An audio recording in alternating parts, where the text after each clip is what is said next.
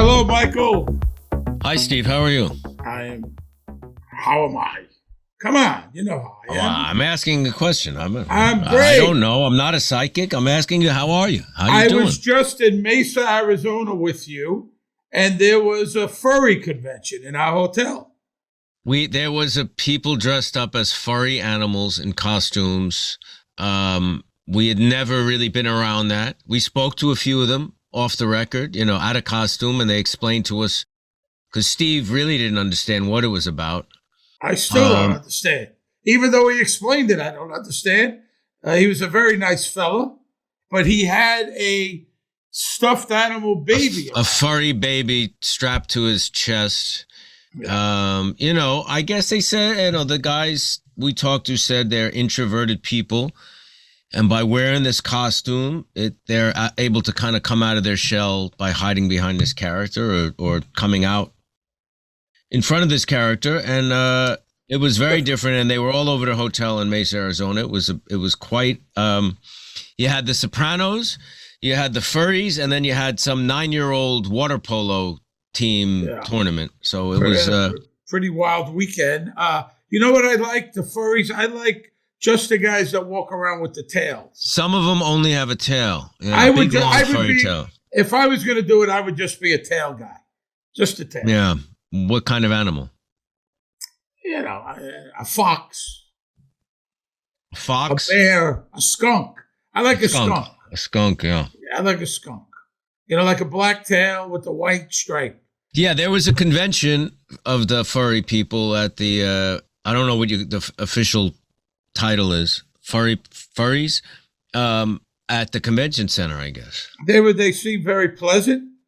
And the one guy we spoke to, we took a picture. He was a nice guy. He said he just got into it. I didn't quite understand the baby around the neck thing, but I don't know. Hey, I don't understand a lot of things, Steve. I don't understand you, Michael, and your theories. Well, there you go. But I think you're getting more and more as we've gone on in this podcast. Your mind is slowly cracking open. A little bit. I'll be honest. Of course, I think early on I would have, things I don't understand. I thanks to you, I believe, I am much more patient with it. Well, you wanted to ask these people, what is this about? Instead of just making a judgment, you asked the guy, what is the deal? Enlighten me. Tell me something about what it is. And you had you listened. You're right. People ultimately want to be heard. I've realized a big part of people's mental, kind of outlook is they want to be heard. People want to be heard and seen. Yeah. But I've gotten much more patient, believe it or not. So you can all imagine. I do. No, I what believe I was really like. All right. We got a great guest today. One of our, like we said, we're bringing back for these last 9 episodes some of our favorite people and guests. And this guy is certainly one of our favorite people. No, he's one of our good friends. We love him. He's just a wonderful guy. We've known him since he's a little kid. Yeah. It's just kind of weird. And he's grown up into a great young man. And he was one of the main characters on The Sopranos, but has never actually seen the show. Wow. He's a professional poker player currently. Has a very successful podcast called Pajama Pants with Jamie-Lynn Sigler. You and I have both been on it as guests. And another thing, Michael, watching him as he's grown, like you said, he was a young chubby kid when he started. And as we're finishing up the series, an incredible actor. Well, the last season, which we're doing now, he's really delivered some remarkable performances. Some really, really moving and poignant, moments. He appeared in 76 episodes of The Sopranos as Anthony Soprano Jr., a.k.a. AJ. Please welcome Robert Iler. Robert! How's it going, guys? What's up, buddy? Good to see you, as always. I was so comfortable when we were talking off camera, and then you just fucking gave me all these compliments, and now I couldn't even look at the screen. I'm like looking away. I'm all uncomfortable now. You're with, it's like you're with me and Michael. We're like your Dutch uncles, as Paulie Walnuts says in this episode. What the hell? There's nothing you could say wrong here. Yeah, no, just the compliments make me feel uncomfortable. But I appreciate them. I appreciate them.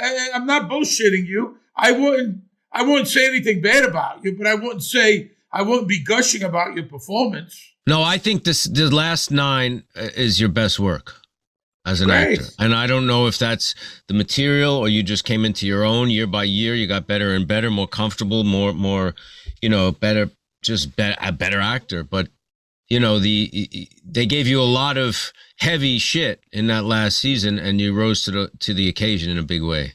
I mean that, man. I really do. And you've never taken an acting class.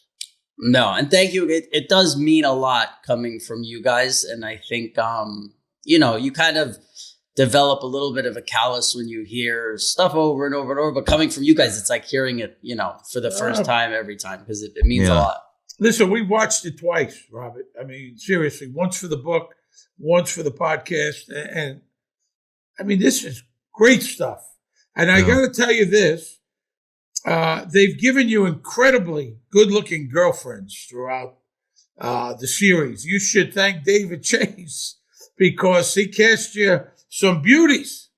They did give me some beautiful girlfriends. And I remember there was one where they actually allowed me, or maybe 2, where they allowed me in on the audition process. Oh, really? And, whatever it was, 4 different girls came in. I won't say which girl it was, so, whatever. But 4 different girls came in, and one of them was, one of the most beautiful girls I've ever seen. And she did a horrible audition. And it was, not horrible, but clearly the worst of the 4. And it was me, David, I'm sure like Terry, a bunch of people in this room. And when the 4 of them are done, they very seriously looked at me and said, we want to know which one you think. Who do you think? And I was like, oh, it's obvious. The one who just did that horrible audition. She's the one. And I just fucking saw David look at me and he goes, I knew that would be the last time I would be involved in the audition process. Cause he's like, why is this kid even here? And did you read with her? Or you just Yeah. I read with her. And she was the worst of the 4, and I thought that's the girl. So obviously she didn't get it. She did not. No, I won't say who will, but I won't say who got it. But it was one of those girlfriends. Yeah. I know you don't like talking about your work. I mean, I know you're very self-effacing and all that stuff, but that's why we're here, is to talk about this show. What scene, particularly in the last season, do you remember doing where you said you felt like maybe you really nailed it? It's interesting that you asked that. Just because I'm uncomfortable doesn't mean it's good to be uncomfortable. I'm uncomfortable talking about some of it, but I actually think in the entire series, I did one good job, one good scene. And it was the scene when we were outside of the police station with Jim. Yeah. And he's yelling at me and we're this, and it was like, that was the only time I ever acted. And I walked away and I was like, that was it. Like, I felt, and, we actually did the scene one take. And in the scene afterwards, he's supposed to be like disgusted with me at the end. So to set it up, we actually were supposed to go do that scene. We drove out to Jersey and then it started raining. So we couldn't shoot the scene. They had to shut everything down and they told us to come back. So when they told us to come back, Jim said, hey, why don't you drive out with me? And in the car, we'll go over the scene a bunch of times. And we had never done that before. So I'm like, okay. So he picks me up in his car and we're driving out. He has a driver, but we're driving out. And so, like going into the tunnel, I think me and him both kind of like I don't know what happened, but all of a sudden we woke up and we were at the set, like the plan was we're going to do this scene over and over in the car. It just never happened, like I think I fell asleep and then he fell asleep and we just didn't do it. So we get out of the car, we walk through it kind of, but we don't do the words. And the first time we did it at the end of the scene, he's supposed to be like disgusted with me. And I'm supposed to like be throwing up or whatever. And somewhere like halfway through the scene, it just turned into nothing like that. And like the scene ended where he was actually like holding me while I was crying and this, and it was like, and then I think Timmy Van Patten was directing it and he came over after we did the first take and he goes, man, that was amazing. He's like, but that's not what was supposed to happen, you know? And then he kind of told us, here's how this is supposed to end, and kind of gave us the, you know, he's like, Tony is just disgusted with this kid, you know, you can't, because after he held me crying, he like walked me over into the car and like put me in, and was very like so gentle and caring, and you know, they pointed out like, no, you got to be disgusted with this kid, like, you know. So, you know, I agree that scene in particular really blew me away when I watched it. And the act, both of you and Jim, it's a very, very powerful scene. And that's the one where Tony Soprano tells AJ, you're going to make me cry, right? He says, you're going to make me cry. He says, you're not that guy to go in there. It's a very touching scene. It starts out rough. But, you know, like you said, you know, sometimes when you're setting up the scene, rehearsing it, and you say the words out loud together for the first time, it does become something else. Don't you think? For sure, yeah. But I think they were very clear where they wanted that to go. You know, they wanted me like dry heaving at the end, and Tony just kind of like, God, why can't this kid fucking, you know, just be a man, you know, like that kind of like, not be the gangster, but just don't be this guy, you know, instead of, you know, holding me like a baby and putting me in the car. And, yeah, well, that's what the whole thing was. Tell me when you've talked to us a lot about it, but going into the last 9, Robert, you know, and we started it in July in 2006. I mean, what were you feeling? Were you getting sentimental at all, or was it towards the end, or was there no feelings? You didn't realize this is coming to an end, a once-in-a-lifetime experience? What was your feeling going into that first episode? I think when you get on a show like this at 12 years old, you don't know that it's a once-in-a-lifetime experience, you know? And no matter how many times people tell you, you don't digest it, you know? It's still hard to where I'm like, you know, I get offers to do things, and not great things, you know, but just I get offers to do things, and it turns my stomach, you know, like I don't want to do it. What we did and what we had was so incredible. And afterwards, you know, I popped on to little things, took a couple of roles here and there, and it wasn't, you know, real acting. Like I had done commercials and stuff, but real acting for my first time was doing it with you guys. And I thought that's what real acting was. And then you go do these other things and you go, oh, this is what real acting is. Like these people come out of their campers, they do 2 takes, and then they walk back into their campers, and they have agents and managers, and they're on their cell phone. And then it's just, it's not what we did, and it's not what I remember. And it's uncomfortable, and I don't enjoy it. And, you know, I understand people being like, just bite the bullet and do it. You're lucky to have the opportunity. I totally get that. But it's just, what we had was so incredible and special. And, you know, people have compared it to like, when I've explained this before, people have been like, well, it's like you were playing for the Yankees and then you went to go play for, you know, a farm team or whatever. And you don't have that passion anymore, and it's gone. But yeah, I never, you know, my feelings in the last season were kind of just like, yeah, whatever everyone wants to do. Like, you know, if Jim wants to do another season, awesome, let's do another season. If Jim and David don't want to do another season, that's great too. I really didn't have a feeling either way. I thought, if we do more, that's awesome. But if we don't do any more, like I get to go and hang out with my friends and create my own life schedule for the first time. And that seemed like something that was also exciting to me. So I wasn't, I cared a lot about the show, but if it was ending, I actually kind of didn't care. Yeah, gotcha. You know, you compare being on the show to the Yankees. Doing this podcast with Michael is like playing in Little League. Yeah, that's what I compare it to. We're in the fucking Little League. It's like professional wrestling more than anything else, to be honest. By the way, you guys talked about, you know, you guys are finishing the show, and I think you have to continue this somehow. And maybe you guys go to furry conventions and you talk to those people, and there's something there. Maybe I'll become a furry. You got the tail on. Trust me. No? Oh, come on. Steve in a skunk tail? I just want to wear the tail. I don't want the big head. I got a big enough head. I just want the tail. I like those. Steve was very curious about these people. He had to stop one and just say, "What's the deal? Tell me. Is it a sex thing?"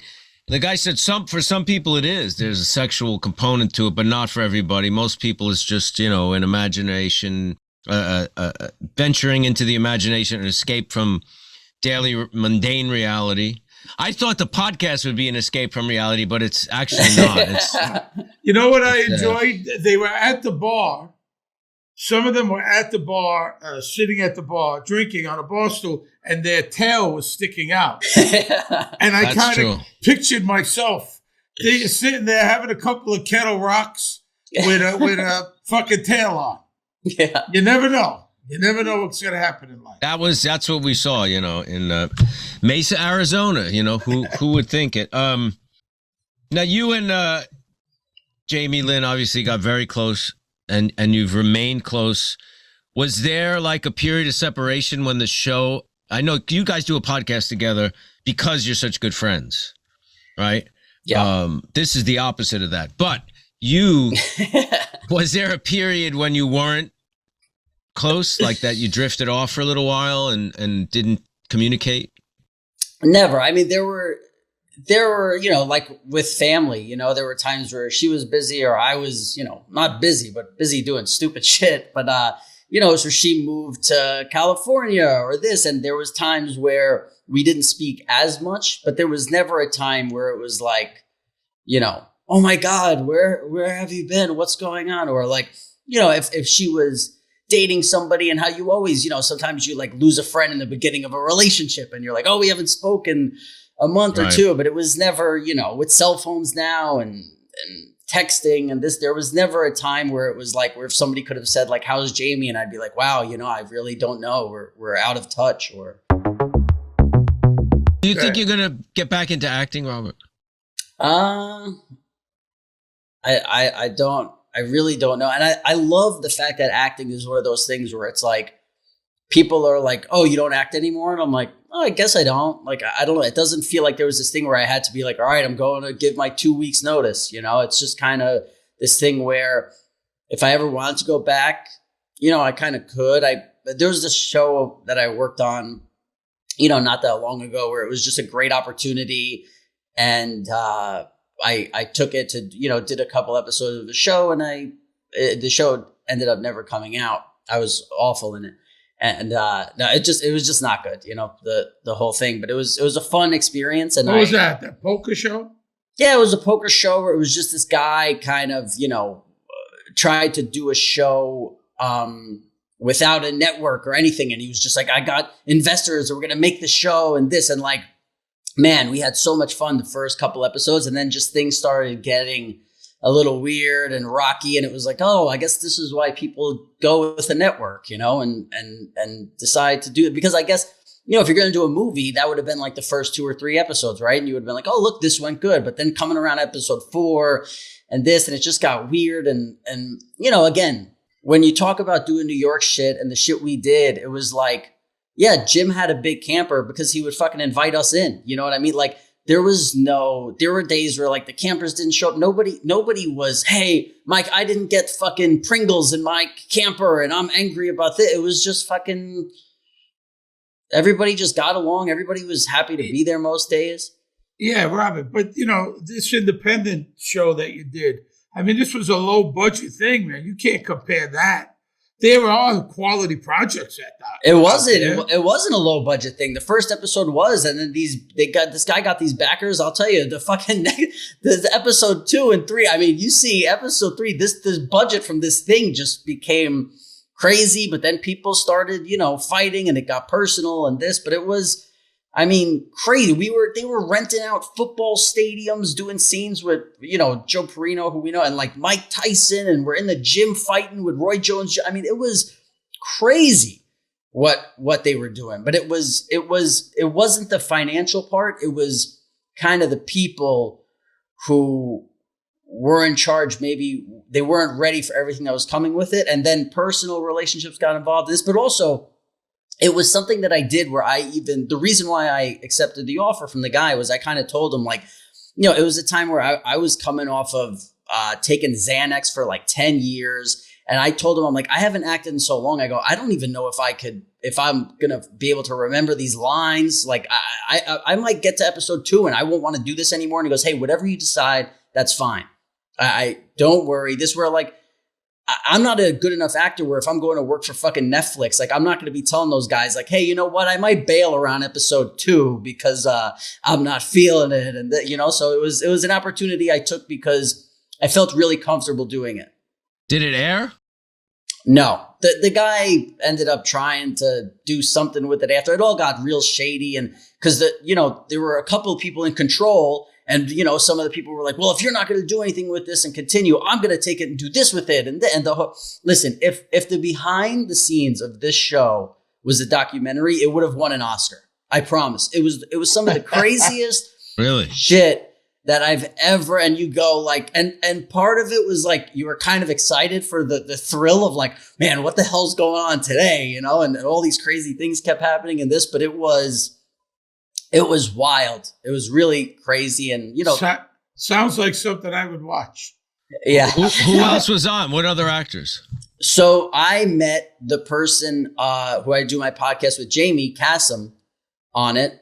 Kevin Pollak was actually on it.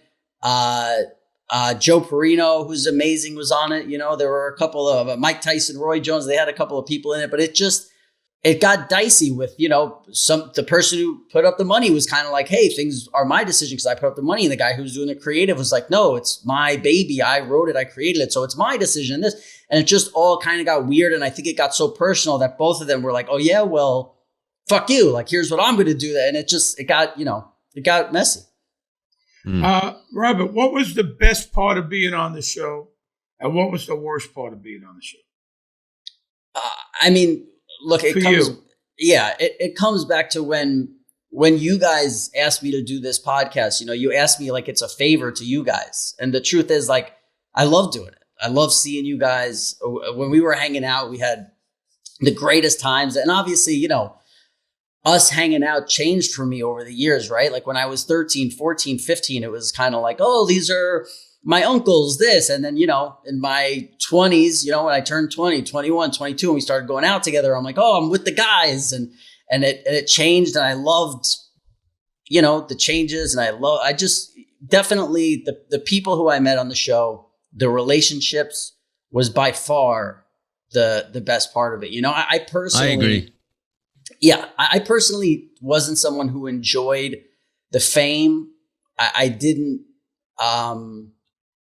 it just wasn't for me, and part of it is like, I look at it and I go, well, is that because that was the vibe on the set, right? Like you would see Jim walk onto a red carpet and walk by all the cameras and go, wait, so does my brain go like, hey, that's what you're supposed to do? Because when I would be on set and you guys, like you said, I never took an acting class, but it's like when you're watching Jim and Edie and these people acting and if you don't absorb anything and get a little better, there's something wrong with you, So maybe in that way, was how I looked at everyone else and going, oh, like press sucks, right? Because there's people in LA and they do these movies like, oh my God, a red carpet and press and we're going to do interviews and they're so excited about it. And I'm like, I'm cringing inside. I'm like, this isn't something you're supposed to get excited about. Like, don't you know, this stuff sucks. This is the job part of the thing.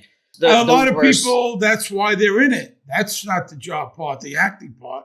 They're all about, people telling them how much they love them and the red carpet and the publicity. That's what it's all about for a lot of people.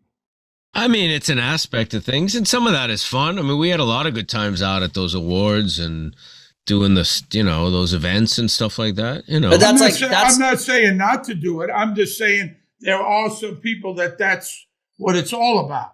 Where someone is calling the paparazzi, we're going to be at this restaurant, get their picture taken, blah, blah, blah, blah, blah. Which, that's a big aspect and the truthful part of what goes on in the business, Well, I guess some people think that that's a good necessary for their career or something like that. But, But like, wait, one second, you just said we had fun at those things. And that's how I feel, right? If we were going to the Emmys or a fucking furry convention, it didn't matter, right? Like we were going to laugh. We were going to have a good time. There were going to be stories. It wasn't like, oh man, Sunday's the Emmys. We're all excited. It was almost kind of like we're hanging out by the pool Friday. We're going out Saturday night. We're going to dinner. We're laughing. We're this and then it's like, oh man, tomorrow we got to fucking put the tux on and go to this thing. Like, okay, well that's part of this, 4-day trip that HBO. I hated that part. Yeah, hated it.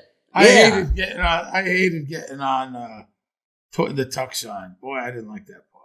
Yeah, so I think it was. I didn't mind that part. I kind of liked it, getting dressed up, and it's kind of exciting. No, it's exciting. I tell you what, I would like to do it now one more time, which I probably won't. But I would like, we got so used to going. I went to the SAG Awards 5 times. I went to the Emmys 4 times. I would love to go one more time. It's probably not going to happen, but I would enjoy it this time. I'm older. I'm thinking much more clearer, and I would enjoy going to one of those. You weren't thinking clear back then. No. You were all over the place. Your head was all messed up. I'm a little clearer. And by the way, you guys complimented me. I mean, I don't watch the part about the show because I wouldn't understand any of it, but I've watched a bunch of your guys' interview and they're fantastic. Like Ricky Gervais, David, the Alec Baldwin, it's been incredible. Oh, thanks. Yeah. It we've had some good ones. To be honest, the podcast, which we've talked about, and it's, coming to an end. And, we didn't know what we were doing. We never discussed it. Not at all. And we kind of jumped into the deep end of the pool. And I think we figured it out where people enjoyed it and we enjoyed doing it. No, we were in the airport the other day in Arizona. This young guy came up to us. He was actually listening to the podcast on his phone. He's just showed us. He's like, I'm listening to this right now. The idea that there's people listening to Steve and I talk shit for hours is very bizarre. Yeah, I was ordering food a couple days ago, and it happened to me for the first time where I was in a place where I had to have a mask on, and I'm ordering food, and the girl goes, "Are you from?" And I was like, I shook my head. I'm like, yeah. And she goes, "Oh my God, this." And then it hit me. I'm like, I'm wearing a fucking mask, and I probably had a hat on and a hoodie. I'm like, how did you know it was me? And she goes, "Oh, your voice from your podcast." She's like, that's how I read. And I was like, holy shit, that was the first time where somebody recognized me, and it wasn't like, AJ, How would you describe the podcast, your podcast, to somebody who's never heard it? What would you say it's about? Well, it's like you said, it took you guys a while to figure out what you were doing. And our goal is to never figure out what we're doing. It's 3 friends. We catch up every week. We have guests on sometimes. It's kind of like when we did the 20-year anniversary of Sopranos, we were in New York. And after the dinner and the red carpet and whatever we did, it was like a speaking thing. Me and Jamie went back to her room and we were smoking a joint in her room, and we just were talking and laughing, and we're like, this is what we need. We need to be doing this again. And I just said to her, I'm like, well, we could start a podcast. And it was like, and we had kind of talked about it before, but it was like, I was like, well, if I move to LA in 6 months or whatever, do you want to start it?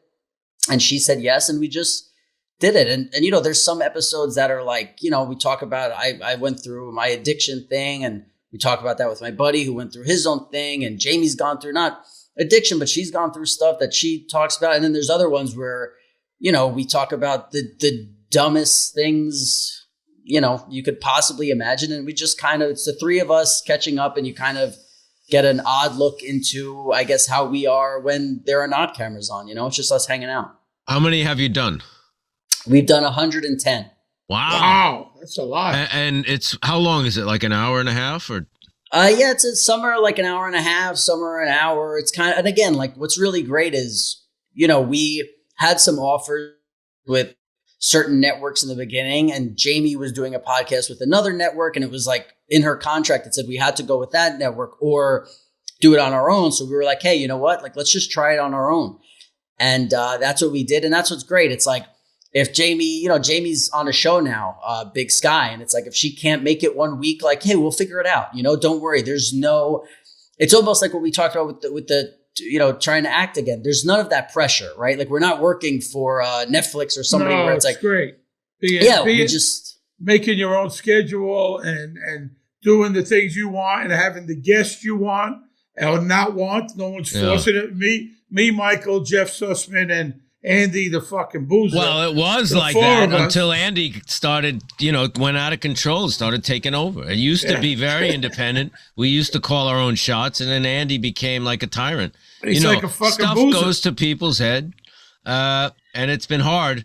How long will you do the podcast? Do you have an end date? Or are you just going to keep going, or what? No, I mean, we're just going to keep going. Luckily, from doing other people's podcasts, there's these two comedians, Tom Segura and Christina P, Sure.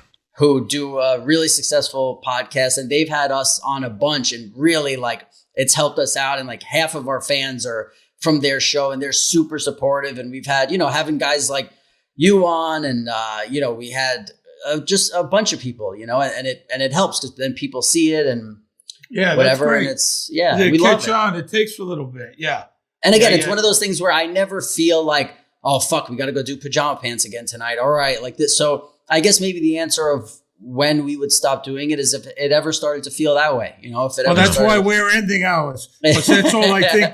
I got to go talk to fucking Michael again. Listen to these fucking ideas. It's driving me crazy. I understand. It's just fucking driving us out of our mind. What's the craziest idea you've heard Michael have this over these 80 episodes, however many you've done?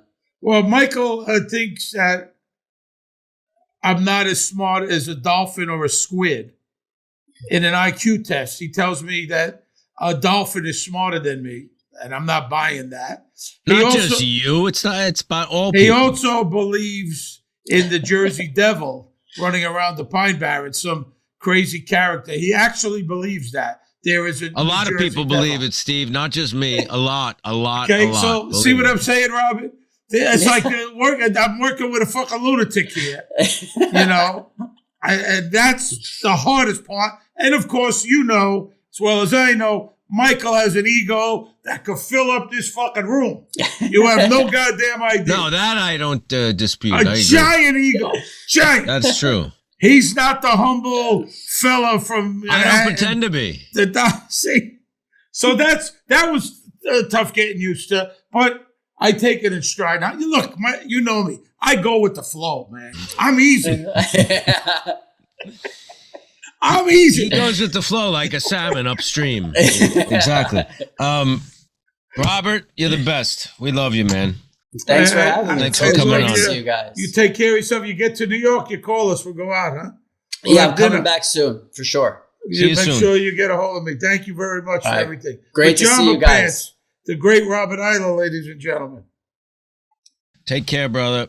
See you, We'll pal. see. He's going to act again. I have a feeling. Boy, I tell you what, Michael, if he doesn't, the world is getting cheated. And I honestly mean that. I think maybe, it's a tough transition going from a kid to an adult as an actor. He did it on the show. He went from a kid to an adult. Yes. But I understand, really not being sure where to go after that.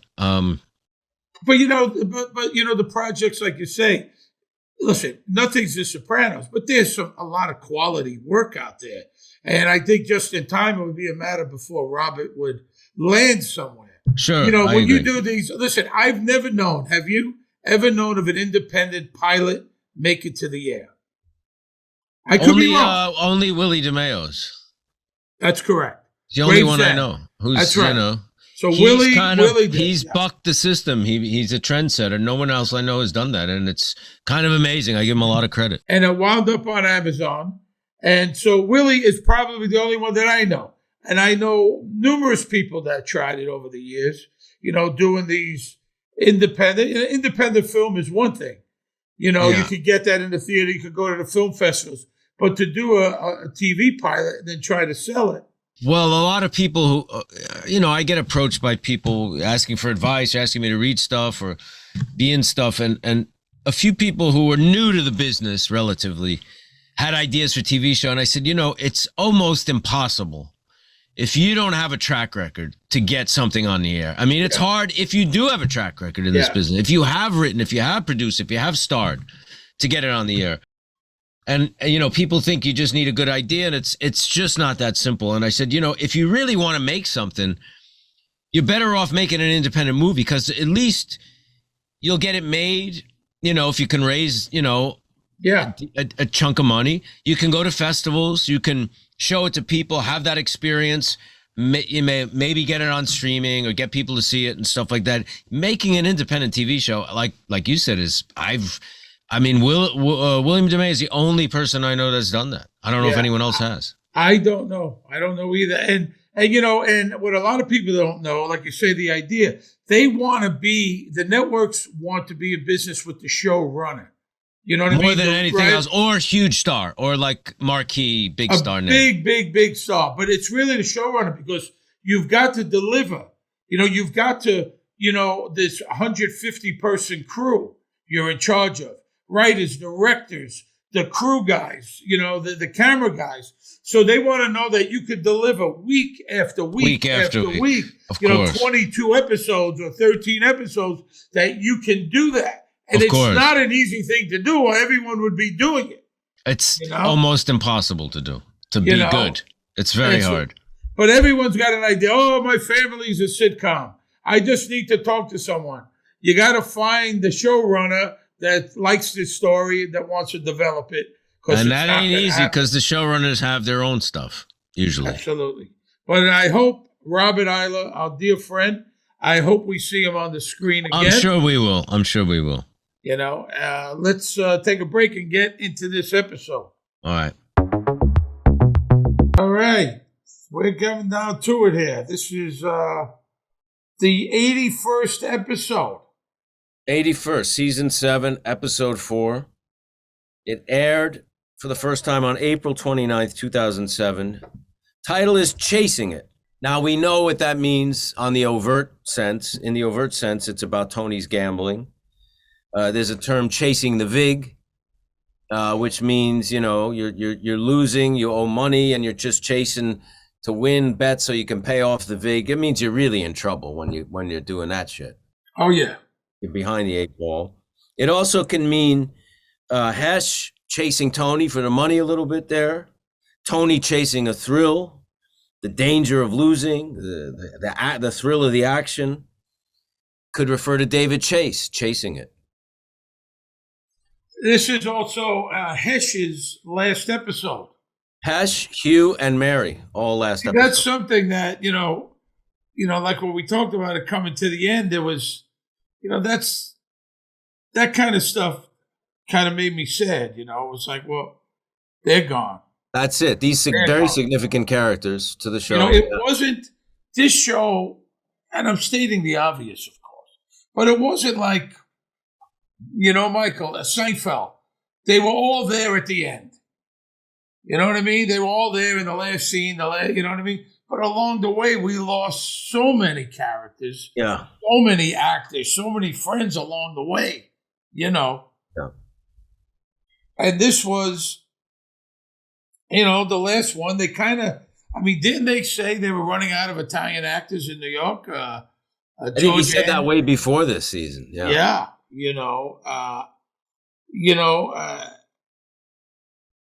So it was kind of sad along the way. And like I said, with me personally, it hit me after the Christmas break when we went back to work in January.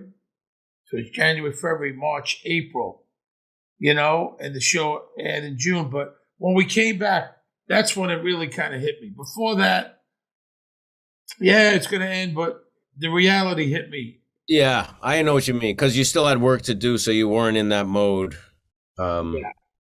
But this was, we're getting near the end here. This is written by Matthew Weiner, 10 out of the 12 that he did, and directed by Tim Van Patten, 18th of his 20. What's interesting about this episode is the only episode is shot almost exclusively with handheld cameras. Now, why do you think they did that? The only scenes that are not handheld is the Melfi scene, which they always want. So they always wanted that scene very still. Even Lorraine has said that, you know, her character's still. And the scenes in Tony's car are not handheld. They're locked down. And I think that's just because of the restrictions of that. I think part of it is to add this sense of instability and things kind of really running off the rails a little bit. I can't say I really loved it per se. It's to me, it was really shockingly different and, stands out in a different way. I mean, I can't say it's a little abrupt. It's a little strange seeing it like that. I remember going to Jersey, and as we talk about it, and that's when we open up in the first scene. We're at the Borgata Hotel in Atlantic City. The episode also was very criticized by, it was criticized from a lot of fans who felt it was, came out of nowhere, this gambling problem. Yeah. That I'd say is true. They mentioned it in a couple of episodes earlier, but not like this. He's really stuck here. He got himself fucked. And big money. This ain't piddly money. This is big money he's playing. Big money. I felt that when I first saw the episode years ago. I said, this really seems like it comes out of fucking nowhere. It's not part of who he was. And suddenly, it's like if you did an episode and suddenly he was a cocaine addict. But in hindsight, watching it now, really focusing on this last stretch of time, I think it really was like a bit of a metaphor of Tony turning into this monstrous person with these appetites that are of power and lust that can never be satisfied. And it's a result. It's kind of a karmic retribution for all the evil that he's done. That's part of how I see this episode. And I think it's a really good one. Oh, it's a really good episode. I love these last 9 episodes. Were really good. I really enjoyed them. We're in the casino. It's Tony, Patsy, Silvio, Christopher, Bobby, Paulie, little Paulie playing roulette. Tony hits big. Number 23, he's got it straight up, which means 35-1 odds. Then he's got the all around, he's got the odd number, he's got the red, he's got the adjoining numbers. So he gets it 5 ways. He wins $6,610 on that bet. It was big money. And he puts a tip on for the dealer. And as you know, you could give the dealer a tip or you could ask them if they want to let it ride with you. Make a bet for them. So you put it on top.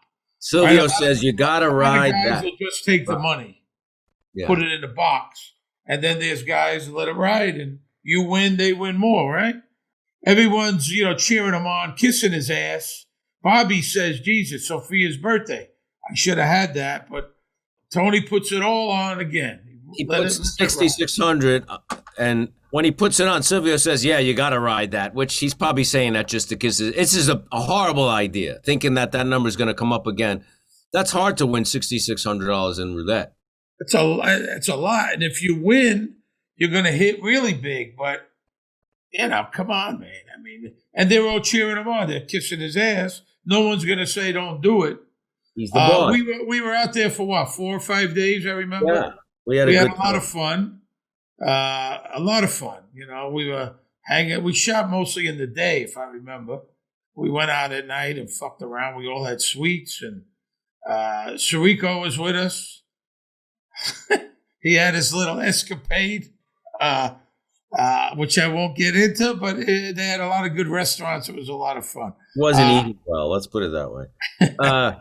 Do you play roulette? I used to fuck around a little. What's your number? So I had 17. 22 was my anniversary. 17 was my mother's birthday. And then I would play the kids' birthdays, 16. And my other daughter's at 22nd. I'm 13. That's my number. I don't know why. I've hit a few times, $5. Yeah. Win what, 185 or something? I don't like roulette. It's too much. There's no skill involved. It's all luck. It's all luck. Like blackjack, where you have some control over your destiny. Some control, but if you want to have a no-brainer and you're drinking, you're just picking your lucky numbers. Sometimes you get lucky. Yeah. What the fuck? That's what I think it's good for. So it's like what's the wheel? You spin the wheel. Passing time in a casino, yeah. You don't have to play a lot of money either. You can play little bets. Yeah, or a slot machine. Well, there's no skill to that. That's the worst. I can't play a slot machine. That's the most boring thing on the planet. It's what people do, right? You drink, you play the slots. People love it. You know that. They love it. There's more slot machines than anything else in the casino. I mean, I think what the scene really does establish, though, is that this is about action for Tony. It's not even about the money, because if it was about the money, he would have kept maybe $4,000 and put two down, or something. No, he's got a lot of money, but like most gamblers, it's about the action. Action. Adrenaline. It's the non-gambler that goes and says, you know what? I just won $800 on roulette. I'm going to play one more 100. I'm going home with 700. That's a non-gambler. Other gambler, there's not enough money in the world for him to win. No, never. We're in the cemetery. Vito Jr. looking very creepy. Well, this is a different actor for this episode. Why did they change the actors? You have any idea? I think they wanted him to be a little older. A little older. This kid is a little bit older. The stuff that he has to do in this episode is it's hard stuff, and for a little kid, it was, I think, not appropriate as appropriate. So Brandon Hannon, who really had to go out there and do some tough things, and did a good job. This kid, good job, very good job. Courageous actor, not easy stuff. Not an easy role to play, and he was courageous and delivered. I have to give him a lot of credit. He's got scenes with Frank Vincent. He's got scenes with Jim Gandolfini, and he's holding his own every step of the way. Every step of the way. Yes, sir. Big episode for him. He looks creepy. That black lipstick and goth. It's a goth, the goth character. He's goth makeup, goth clothes. It's a rebellion. There's also a thing about death that goths also often kind of get. Did you have a goth phase in your life? No, the goth thing was not my thing. No, you think? Because you've gone through different phases. I may go through a goth as soon as we're done here. Maybe. I'd like to see that. You with black lipstick on, makeup. He throws a bottle, or what does he throw at the tombstone, and the name on it is David Hackle, which was. Matt Weiner writes this episode. Matt worked on the show Becker, and David Hackle was the showrunner and creator of Becker. And so did he do that as a tribute to him, or he didn't like him? Good question. I don't know. Ted Danson was Becker. I like Ted Danson. Very funny on Curb Your Enthusiasm. Has an incredible career, starting with Cheers. And he just never stopped working, does he? I did Conan with him once. He was a lot of fun. Nice man. I liked him on... Bored to Death, HBO series. Jason Sports. He's had a lot of, he's been on TV for 40 years, this guy, I think he's married to Mary Steenburgen, right? And yes. Curb Your Enthusiasm, he's hilarious. Very funny. Very, very funny. He's very good. And he did Becker. Kind of creepy, good scene. They're pushing over stuff. Creepy in the cemetery. He's acting out this trauma that he went through with his father. That's obvious. Yeah. And in the pork store, Tony and Silvio sitting at a table. Here comes Marie, played by Lizzie Bracco. Does a great job as this character, Marie. We've said it. Seamless, flawless. I believe every second that she's a mother of a kid that's having problems here. She lost her husband. She says, you've been decent about everything since Vito's death. What can I do? She says, they say he hung the cat on their garage door. It's unfounded. And you see Tony wince. Tony's a big animal lover, And I remember growing up, there was always those crazy bastard kids that would kill. Well, they usually had a lot of anger, and a lot of times it was stuff with the parents. Yeah, I mean, but family stuff. So a lot of that stuff, and you see Tony. Jim does it very well. A little wince. You don't see him much. Like, Vito passing. She asked him for $100,000 to buy a house. With Vito's passing and all that entrailed, which is kind of funny. There's a funny malapropism there. She says he's being persecuted. He's getting blamed for everything. She's kind of listen, it's a tough situation. The kid, God, very tough situation. I don't know. I guess she gives him kind of a piece of paper with a formula. If they need 100 to move, maybe after selling her house or whatever, a little change of scenery. And Tony, she could also go to Maine and rent an apartment. yeah, but Tony don't want to give it up. Oh, no, not at all. And especially now. Maybe if he was flush, he might have did it. Don't forget, he didn't kill Vito. It was he didn't kill Vito, but he doesn't want to give the money because he just doesn't want to give the money. Yeah, but he's also in the middle of gambling losses. Maybe if he was flush at a different time, maybe he would. I know that, but then at the end of this episode, he hands over $200,000. I guess he made some moves with Slava to get some offshore money or whatever like that. Well, he had the money it was his money that Slava had.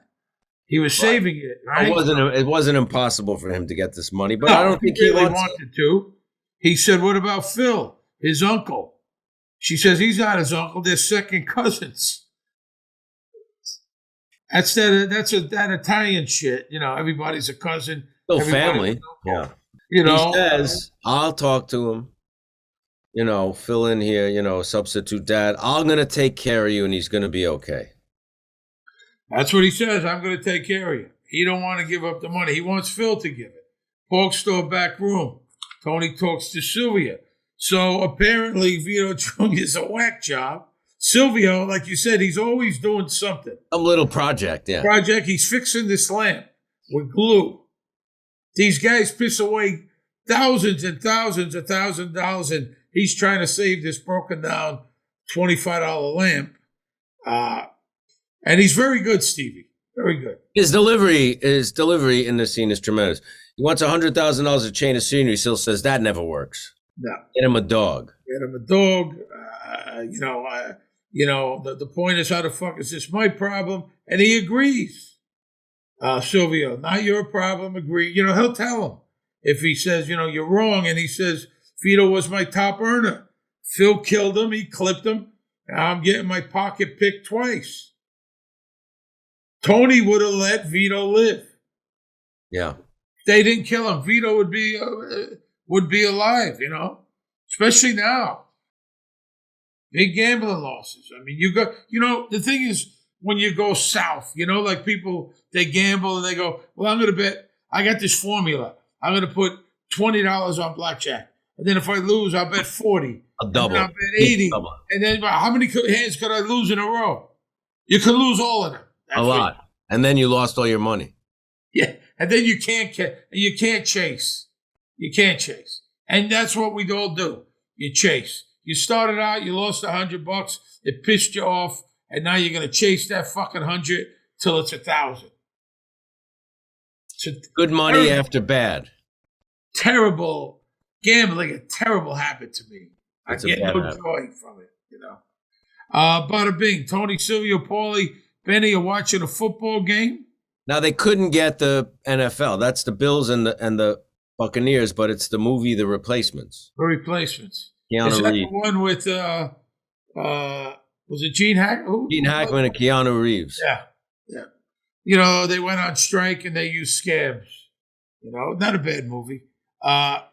Buffalo wins. They're watching at the bada bing. The worst thing you could do if you gamble is go to a bar or a restaurant. If you got real money on a game, Super Bowl or whatever, you're going to get sick to your stomach because some guy, like he says, he's probably got $35 on the game and he's screaming and yelling and irritating.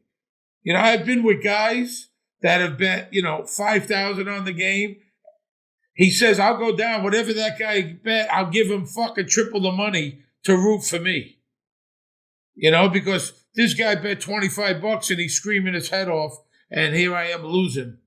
Here's fucking 500. Root for me, you fucking asshole. So when you bet, you don't want to really watch in public, You don't want that opposing voice to happen, right? No, this guy's all over the place. He's dancing with the stripper. I mean, this guy is lucky he didn't get a smack in the head by someone. He's over the moon. This is the first scene where we see our friend Johnny C. John Chenatempo, who is great guy, great actor, incredible stuntman, legendary stunt. A good friend of ours. Yes. He also was the first series I did after The Sopranos was something called Life on Mars with Harvey Keitel. And he was the stunt coordinator on that, and also was an actor. He played one of the detectives on that show, and we've done a bunch of stuff with him. He's done a lot of acting. He was in The Departed. He was in The Irishman. Irishman, yeah. I mean, he's done a lot of acting, you know. And if you look at his credits, it's hundreds and hundreds of credits. Oh, tons of stuff. Yeah. Yeah. Really good cat. Solid human being. We like him a lot, man. Yeah. Bada bing back room. Tony goes back. He says, I'm going to take a snooze. He is frustrated. The losses, he's livid. He's throwing shit around, breaking. It will make you crazy. It'll make you crazy. Yeah. And he is really, I mean, you used to gamble. Did you used to get pissed off? You know, the only time I would gamble a lot would be at a casino playing blackjack, where I could get into some serious money. But I used to play the horses at OTB. I never would. Well, that's different. Money. Yeah, I like that. That's fun. Go to the track. You weren't big money then. No, but the worst feeling in the world is when you go to bed after, the worst thing is when you were up a lot and that disappeared and then you lose a lot. That's the worst. Yeah. When you said, I could have stopped at, $1,000 profit. That's the worst. I always said I would rather spend the fucking money. I'd rather go out and blow the 1,000, drink and fucking eat and whatever the fuck else I'm doing. You know, I'll still play once in a while. I mean, I'll go to the track once in a while. I'll go to a casino once in a while, play some blackjack. I don't have the patience. We talked about it on the show before, the Golden Nugget. They gave us chips, the old owners. Yeah, that's unheard of now. They don't do that anymore. No, Tim and Tom, they owned the Golden Nugget for a while. Young guys, good guys. I think it was Tim Posler. And they gave us chips for free, handed it to us, and then I had the whole card up.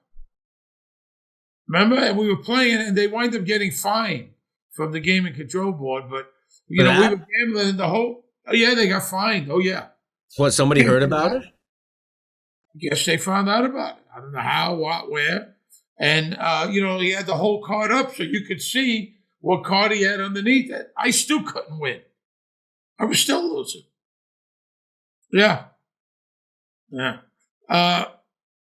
We're in Ponte's restaurant. Remember Ponte's? Famous New York restaurant. Ponte's was down in Tribeca.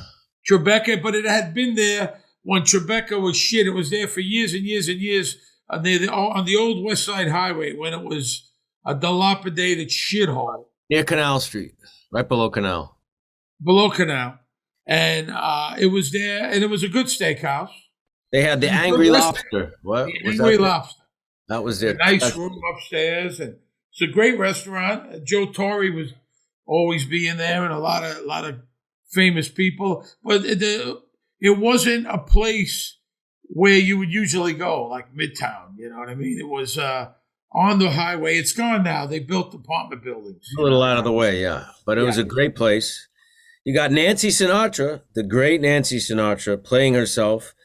Also in the band is Nancy's daughter, AJ Lambert, who is a musician. We actually my band played some shows with her band a couple of times. She was nice. She was very nice. She's Frank Sinatra's granddaughter.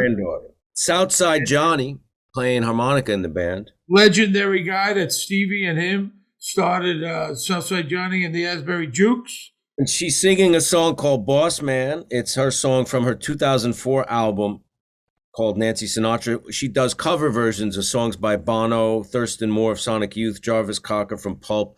She does one of Morrissey's songs that Morrissey gave her to record, and he sings back a harmony on it. And she does one of Little Steven's songs on this album. But it's Phil Leotardo's dinner celebrating his rise to Capo di Tutti Capi. And we shot this in Ponte's in the middle of the daytime, right? Into the night. But in the day, we shot it all day. Nancy's great. She's a really nice woman. Awesome. We love her, yeah. Really, really nice woman. And we enjoyed that a lot. It looks like her and Phil Leotardo have a history. It looks like they have a little bit of a history together. There's a flirtation going on for sure. You got that? I don't know. I got that. Absolutely. Afterwards, she's saying, are you two? She's sitting there talking to Phil. Tony wants to talk to him. And she says, And he's keeping her waiting. Are you two going to go home together? I got a little flirtation out of it. Maybe. Tony says, I got to bring this up. Now, it's a celebration. I got to bring this up. Vito, Marie Spadafori came to see me. She wants $100,000 to relocate. And Tony and Phil tells him, you got to relax. You're always talking business. Stop and smell the cognac. I could have told you that in the old days. You were a cognac guy, right? He used to drink tons of it. Yeah. I remember you drinking at 2 p.m. on a 100-degree day in L.A. In Vegas. And in L.A. when we were going to the Emmys. I knocked on your door. You were drinking Remy. You had sunglasses. Good times, my friend. Oh, yes. Phil says to Nancy, I was at the telethon in 76 when your father brought Dino on. I cried. I just watched that today, that scene. Yeah. Dean Martin is shit-faced. Yeah. He comes from backstage. He can barely say 2 words. He is plastered. Well, I think they were drinking all day. I mean, I used to always watch the telethon. Me too. You know, and I think, if I'm not mistaken, he comes on, I think that's in the morning. I could be wrong. You know, like they were out from the night before. Very possible. So, Frank and Dino? Very possible. And you think Jerry didn't know? I don't think he did know. He looked very surprised. I don't think he did know.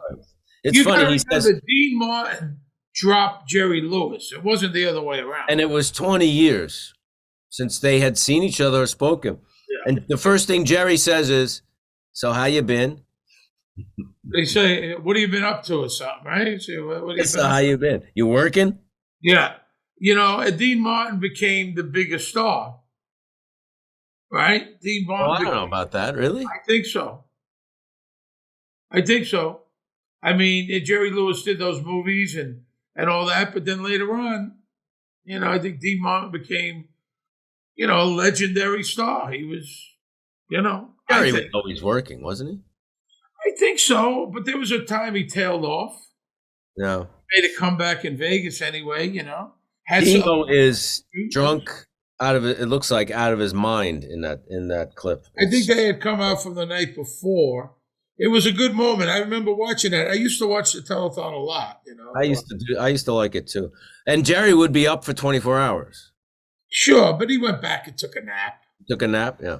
Took a nap. Somebody else would take it over. But right, you know. And listen, when he left the telethon for whatever reason, and he left it, he went out with a thud.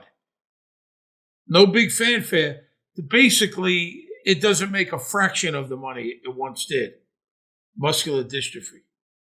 And they never do a telethon, a Talking Sopranos tell. We're up 24, no naps, 24 hours. I feel like I've been up for a year and a half doing this. We'll do a podcast, 24-hour podcast. We'll have guests come in and out.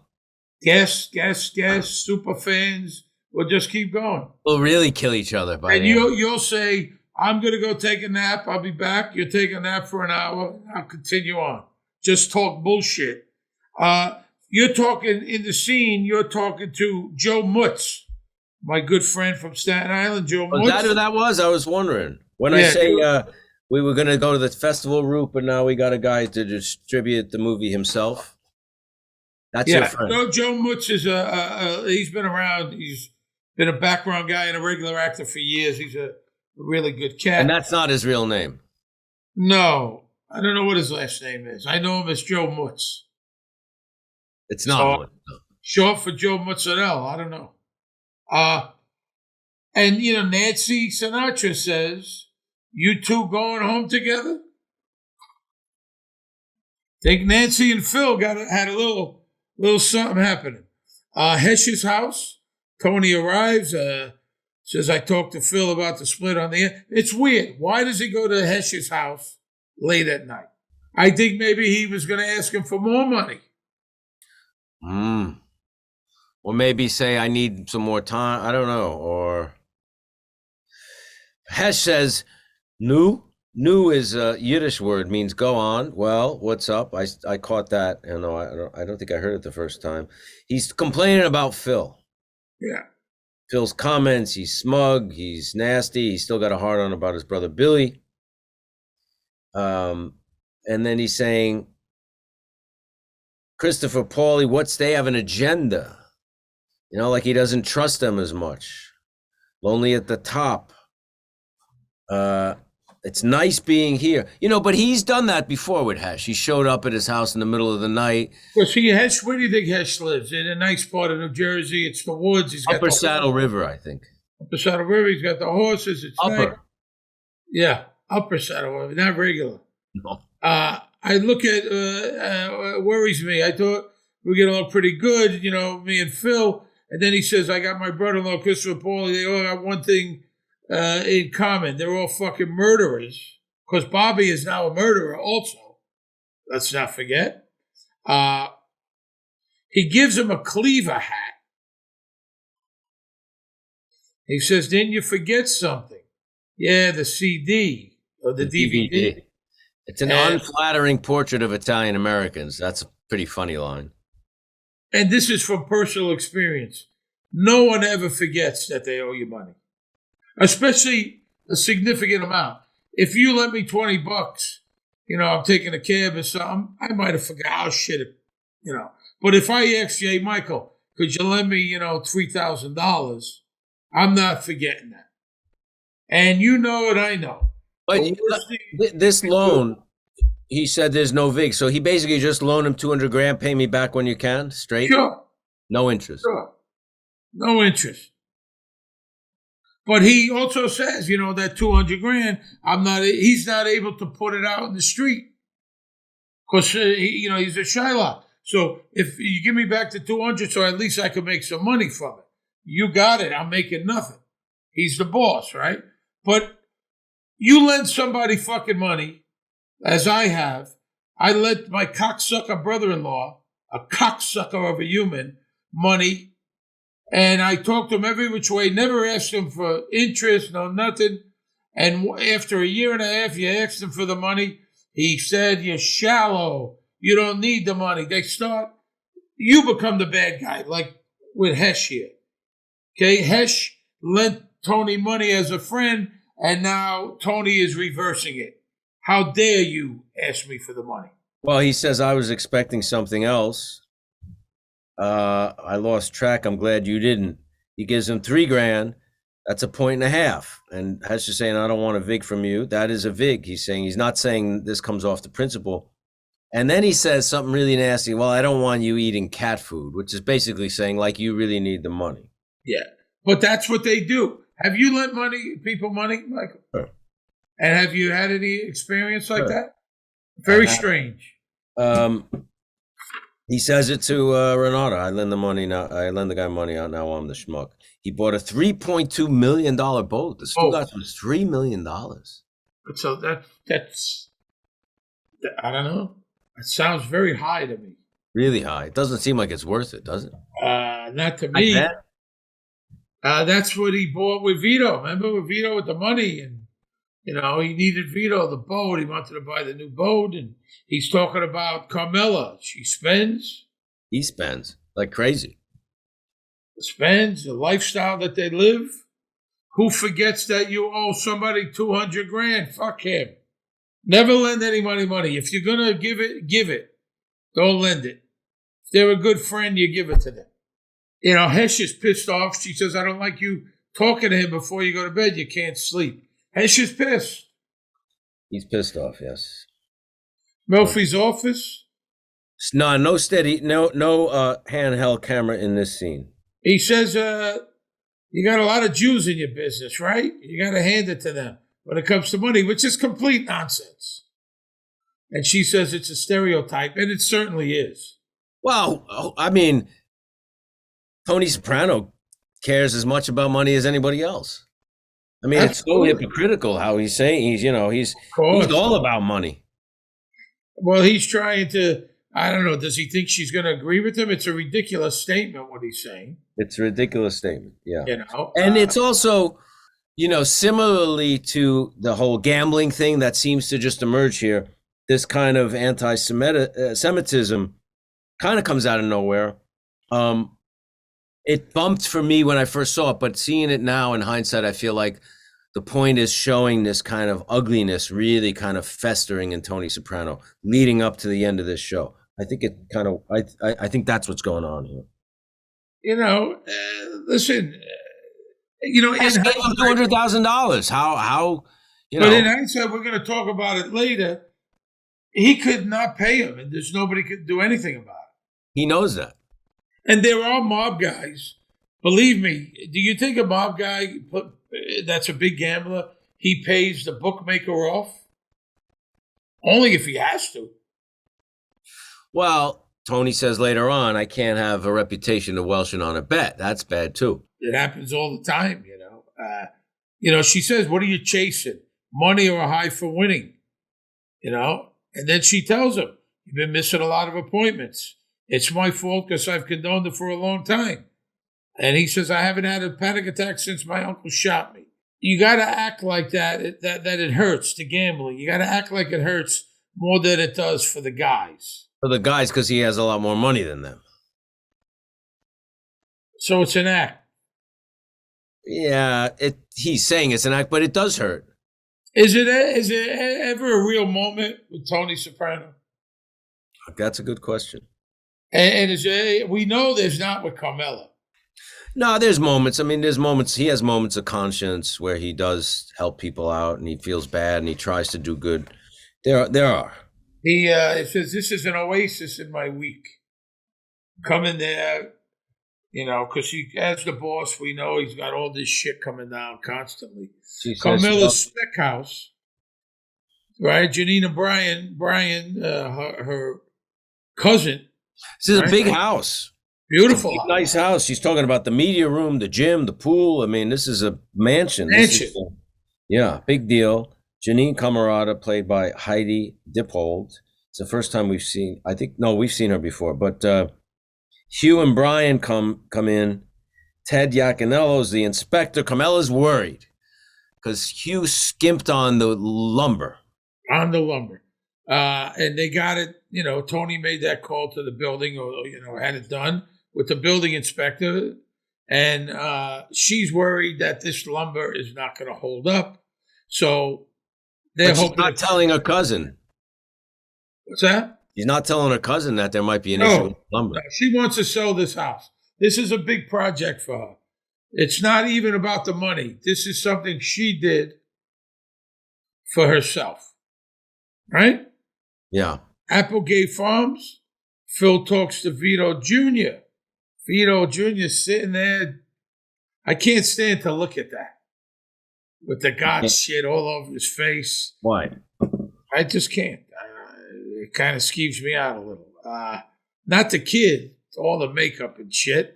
He's drinking. He says, I didn't come here to give you a sundae. He says, it's a silo, which must be some kind of a sundae. The name of the place is Applegate Farms, which is in Montclair. So farms, the silo's on a farm. The silo is a big sundae that they make there. That's where that comes from. You ever think this is doing to your mother, what she's been through, how you're upsetting her? You need to be a man. Your family has been shamed enough. Set things right. They're trying to reason with this kid. Kid's a smart aleck. Snapping at Phil. Kid's a smart ass. He's a smart ass, but he's he's been tormented. He's having a very, very, very hard time. And Phil's kind of seems like Phil's basically washing his hands here. He's. But he says, be a man. Be the kind of man she needs. Strong, masculine. Phil. That's what Phil needs. Yeah. He says, finish up. There's no eating in the car. He's wiping his hands, but he is talking to the kid, Yeah, but that's about it. I raise kids. I know what being rebellious is about. Yeah, but that's all. It doesn't seem like Tony actually comes through with at least something. It doesn't seem like the best choice, obviously, later on. But Soprano House, Tony, Carmella, Meadow, AJ, Blanca, E. They congratulate her on selling the house. It's a mansion. Blanca gives AJ a look. Brian and Janine, they must be so happy they have a baby on the way. And he says it's a mansion, and then she gives him a dirty look, like what? She should have the mansion? Well, what she says is just the two of them in that big giant house because she's, she doesn't have a lot of money. She lives in a little apartment. She's got a kid, she kind of feels that it's, conspicuous consumption. You know what I mean? Oh, so you don't think she's got a problem with AJ at this point? It's just the whole family, maybe? I think in this moment it's about these people with money just, being able to afford a place where, 10 people could live, for just the two of them. And then in that house, it looks like a lot more than 10. Yeah. Like a really big house. Exactly. Used bedroom. It's the middle of the night. The phone rings. She says, if you look outside, it's pouring. She's worried. What about the studs, those headers? He says we replace 50% of the bad lumber with Douglas fir, I mean, it's surprising that she's not only selling the house, selling it to her cousin with a baby on her way. What if that house did fucking cave in with the fucking baby? Yeah, but like you says, he's been doing this for years. I mean, not Hugh. Hugh obviously is different, but Carmella. Yeah, but he's also been building these houses for years. It's just because somebody somewhere decided you needed a different wood. That doesn't mean that wood's no good. You know how it goes. Yeah. Pork store back room. Tony and the guys are eating lunch. Hesh comes in. Paulie, we give him a big welcome. Bobby says, you want a sandwich? Chrissy, you're eating a mortadella. No, a salami. What is it? Mortadella and provolone. Mortadella and provolone. That's a good sandwich. You don't eat mortadella anymore. I never really liked ham. My sandwich, I just had a great sandwich at Anthony and Sons, Panini. Grilled chicken and hot peppers with balsamic vinegar. At the Steve Schirripa? Is that what it's called? They don't have they're not named after me. I order sandwiches there from Blue Bloods. I'm also simple. Ham and cheese, tomato and mayo on a hero. I like salami and provolone. Not with mayo. No, salami and mayo is a no-no. That is, you go to hell for that. Yeah. Turkey and mayo, right? Turkey and mayo. I did these hot peppers are good. The balsamic. I'm an eggplant guy. Good eggplant parmesan sandwich. You can't beat that. When that's good, that's really good. You know Tony calls Hesh. He says to Hesh, don't be shy, Shylock. Shylock is the main character in The Merchant of Venice. He was a moneylender. And it's another dig, anti-Semitic dig. Here you are. He's, and Hesh has been someone he's always had a really good relationship with for the most part. And he's doing the accent. He's here for the rent. He's doing that Yiddish. He throws the money at him. Yeah. Puts it in a paper bag. And throws it. And then and Hesh, it's interesting, trying to deflect it, makes a joke. Yeah. About a Jewish joke, trying to kind of deflect this tension, and be a good sport. And then he, starts to rub the coins together. It's just gross what he's doing. He's trying to embarrass him. What I did like, the guys are ignoring it. They're not laughing. They don't like it. No. They like Hesh. They like Hesh. So nobody is, they're like making believe it's not happening. They're not egging him on, no. Christopher is not, they're not going, ooh, oh, even Paulie. Hesh says, let's put it in the pot. Tony's trying to embarrass her. He is embarrassed, but at least the guys didn't latch on, right? Yeah, Hesh is not feeling well. I guess his blood pressure or something. He said it was not the MSG. It's Tony Soprano. He said he's all worked up. He's worried. You get these people cornered. They're like an animal. I use him to deal with people like him. That's how these Italians work. He's telling Eli, his Beth, his daughter, she says, he says, get me a drink. She says, no, get it yourself or whatever. She doesn't want to give him a drink because it's going to make your blood pressure go up. I got to tell you, I never drank that way. Like, on TV shows everywhere. I was just watching something. Like in the middle of the day, they pour themselves this big fucking drink and drink it in the middle of the afternoon, I would be fucking gone for the rest of the day, doing that. Like they just pour. I had my moments doing that, I have to say. But I mean, listen, if I'm going to drink in the day, then I'm going to drink. You know what I mean? You're not going to stop and go do something else. No. We're going to go to a bar. Me and you have done it many a time. Let's go to Peter's. We drank and let's go. And maybe we'll eat something, keep drinking, and then go. It's like in the office. We're going to drink. I'm going to go do a few other things, have another drink. I can't function that way, No, he says, it's interesting here. He says, he's got a lot of money, and Hesh says minus assets under 600,000? No, 6 million. No way. I don't think so. Because he says minus assets. So minus assets means cash. He doesn't have $6 million in cash. Offshore? With Slava? 6 million? No way. Assets, maybe. Wow. I'm thinking it's 600. Minus assets, 6 million. That's a lot. And then put the assets. That means he's worth what? $12 million or something? You don't think so, huh? I thought I was just thinking 6 million, but you said minus assets. The Soprano house back in 2006 when this was shot. It's not that much money. No, but minus assets. If it's under 6 million, that's a lot of money.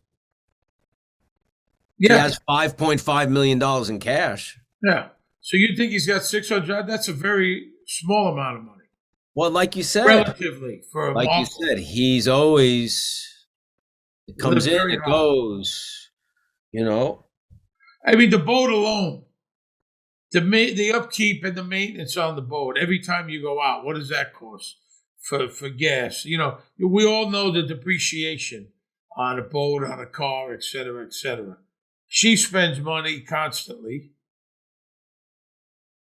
He doesn't have any gumadas now, it doesn't seem. No, I mean, I don't think he has mortgages. He's got, he may have investments, real estate, shopping centers, who knows, stores that he's invested in as well, that part of the assets. Yeah.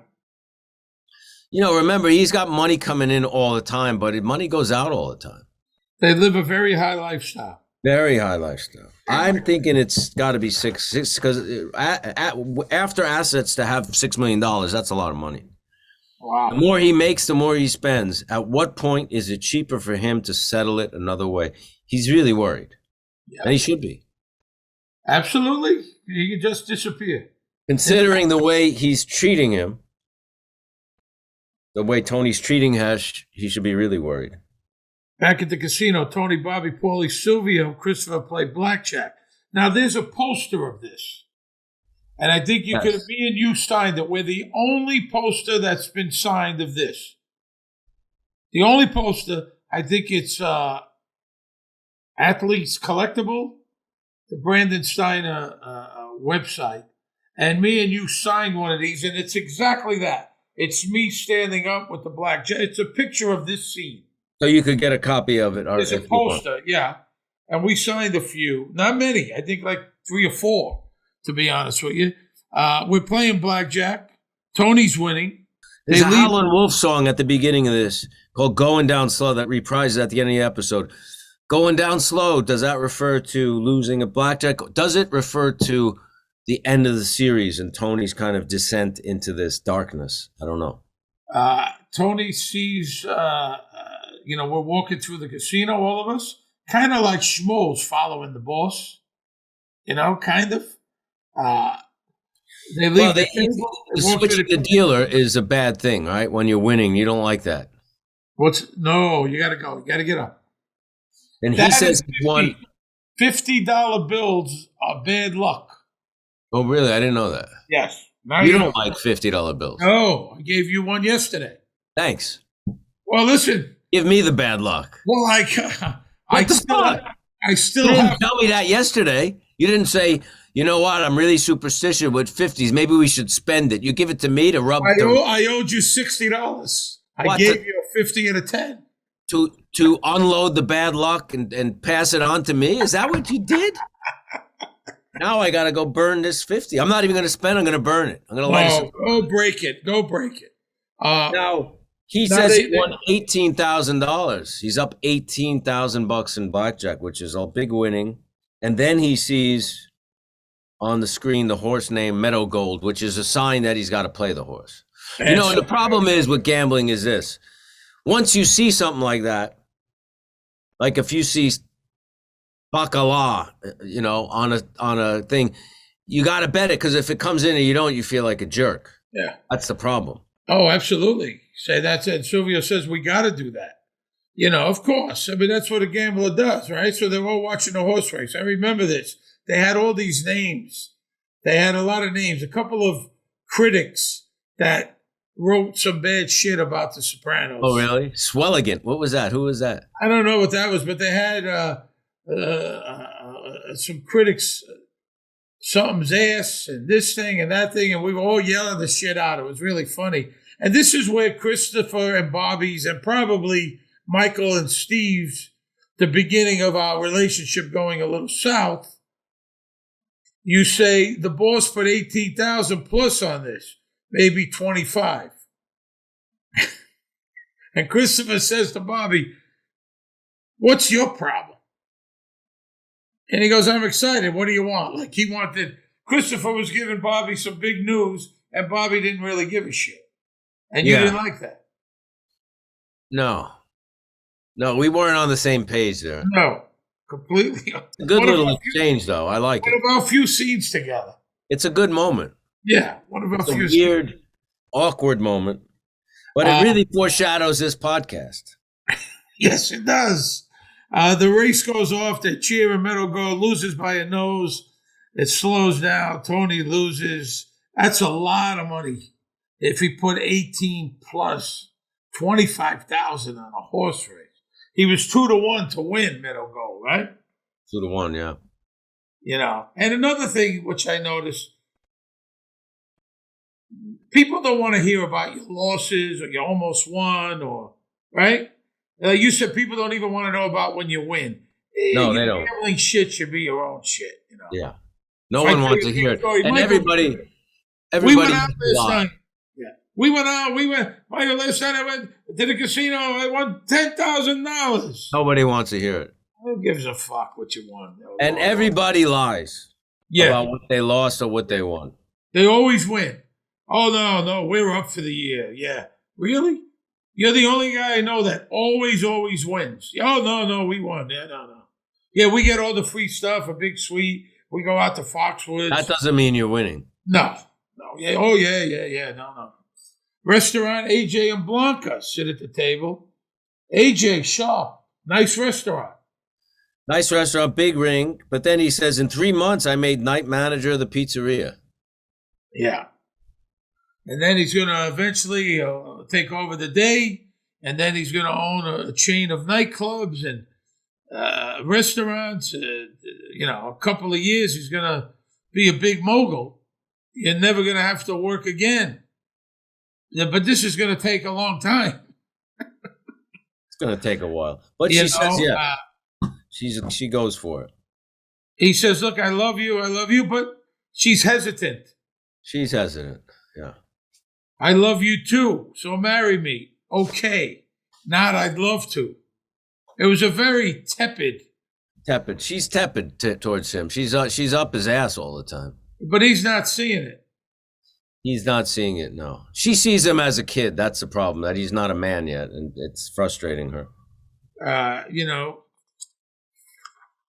To say that the pizzeria, I'm going to have the day shift. What could you be making in the pizzeria? Not much. Marie's house, Tony talks to Vito Jr. Says, "I miss your dad a lot. What happened at school? He did something with a girl, obviously. She was developmentally disabled. I'm very disappointed. I always thought you were a good kid." And he calls him on it. "You don't even know me." You don't even know me. Yeah. I don't think he really does know him very much. And Vito Jr. has said 2 words to him over his lifetime. Look, all I know is that you shouldn't shut your dad up about what a good kid you were. Your dad couldn't shut up about you, what a good kid you were. We were friends, He says, "I'm not moving to Maine. Nobody wants that." He says butt buddies when he says your friend. It's a good moment here. The kid says, he says, we were friends, butt buddies. And then Tony says, oh, you're being funny. That's good. It's funny little, it's the way Jim delivers it. It's really, really good little moment. Oh, you're being funny. That's good. I'm not, it just struck me the way he did it. It was awkward. The kid is a really good actor. Is he still acting? I don't know. No, I don't. It doesn't. He's a really good actor. Really good. And he's had a very big episode here. And he's working with one of the best actors in the world here. Ever. Great job. Great. Not intimidated, or if he is, I certainly don't see it. I don't think he is. I think he's acting and confident. Yeah. You know, Tony threatens him. And then he says, you go about and pity for yourself. You got a mother and your sister. And the kid says, what am I supposed to do about it? He says, knock this weird shit off, or I'll introduce you to a plate glass window. And he grabs his face. And I don't think the kid cares. How do you deal with this? I mean, how would you deal with it? I have no idea. I guess he needs professional help. You probably try to get them to a different school or some kind of thing. I don't know. Maybe move. That might help. Soprano kitchen. A tough scene here. Tony is out of line. Yeah, she closed on the house. She's worried about the lumber. And then says, your cousin has fucked over a lot of people. What does he mean by that? About the HUD. Remember HUD in Newark? Oh, it's okay that Carmella's fucking him over. Well, he's telling her, don't worry about it. This guy's not a saint. This is something, she makes $600,000. Okay? When it's smoke clears. He gave her the $600 to buy the land. Remember? He could have just gave her the $600 and not build a house, and everything would have been saved a lot of trouble. You know what I'm saying? He paid for the land. And it wasn't like she made $1 million. I mean, he gave her $600. When the smoke cleared, she made $600. What the fuck bother building the house? I know it was about her having a project, and it's her money. So he's desperate, and he says, you know what you should do? Take a chunk of that money and put it on the jets. I'm serious. And he explains to her this cockamamie, the girl from the Bing system. The Bing sister. Yeah, the osteopath, works for an osteopath that charges QB has a hairline fracture in his leg. Just a piece of my half, he says. So he made himself a partner here. She doesn't seem to have known that. No. You're rich, Tony. Use some of those bundles to cover it. She's talking about the one in the bird feeder. Yeah, he says, this is gravy. It's windfall cash. This is what you play with. He's trying to get her to, gamble the money. He thinks it's a sure thing, a lock. Hesh's house, Tony and Bobby arrive. We're going to the boat show. Well, he's afraid. He tells his wife to go in the bedroom, lock the door. Yeah. Renato's got a migraine. He gives him the VIG. And I remember doing this scene. I think it's kind of to intimidate him a little in a way. They don't seem so friendly. He's trying to play it off like he really wanted to take Hesh to the boat show, but I don't know. He's very shaky. He's nervous, Hesh. In the car, Bobby's driving, Tony and Carlo. Did you see him with the pissy attitude? Bobby says, time to go fuck himself for this 200. What's he going to do about it? Pay my debts, head of the family. And then Carlo chimes in about a Twilight Zone, which we know Matt Weiner is a big, as is David Chase, Twilight Zone fan. Well, he refers to one of my favorite Twilight Zones. It's called A Nice Place to Visit. And this character, Rocky Valentine, played by, I forgot the actor's name, but he is a gambler, criminal, goes to hell. Well, he thinks he's in heaven. Sebastian Cabot, who was on Family Affair, plays his guardian angel. And he's gambling all the time, and he's winning. And the guy says, you could get anything you want here. What else do you want? I want some beautiful women. He gives him beautiful women. I want $1 million. Here's $1 million. And everything he does turns to gold, to the point where he starts getting bored. Every hand he wins. Every, slot machine draw wins. Everything goes his way. It starts driving him crazy to the point where he says, I don't want to be in heaven anymore. I want to go to the other place. He says, Mr. Valentine, you're in the other place. That's the episode. You like that? Great. What are your favorites? Are you a big Twilight Zone fan? Love it. Yeah, always did. And Tony yells at Carlo. Tony goes off on Carlo. You know, maybe you should start sucking cock instead of watching TV. Vito brought in 3 times. And Carlo is just, I mean, he jumps down his fucking throat, you know. Now, do you think part of the reason Tony's behind the 8 ball with money is because Vito's dead? Well, he's not bringing in money like he used to. Sure. Besides the gambling debts, he's not making money like he used to. Absolutely. Yeah. Absolutely. Yeah. You know? Vito was his top earner. Top earner in the family. Which is probably saying a lot. He said Paulie's not making money anymore. Silvio isn't out there making money. Christopher's too busy with the movie. You know? The Soprano kitchen, Tony looks at the newspaper. He was right. The Jets bomb charges 42-10. They would have cleaned up. He said it was a sure thing. I lost a lot of money. She says, you didn't lose. You didn't gamble. And then he says, I could have turned your bullshit into $1 million. He won $10,000. You what? He won $10,000 on it. Right, but it could have been $1 million. Could have been $1 million. Your bullshit, very condescending. My bullshit, the spec house was my investment for my future. Ginny Sack moved in with the daughter, but Ginny Sack wound up with some money. So where's that fucking money? Well, he says she's a hysteric. She's a big spender too. Yeah. Ginny Sack. Yeah. You know, she got money from the house, even though it was only $500,000. She also got the Maserati money from Christopher. There was some money, life insurance, her pension. You know, you don't even know what I'm doing. You with the furniture and the clothes and the car. Yeah, you spent everything I made if I let you. He says, "Do you ever think I know what I'm doing? You should have gave me that money. This is why you have all this stuff that you have." And he says, "You would have spent everything I made."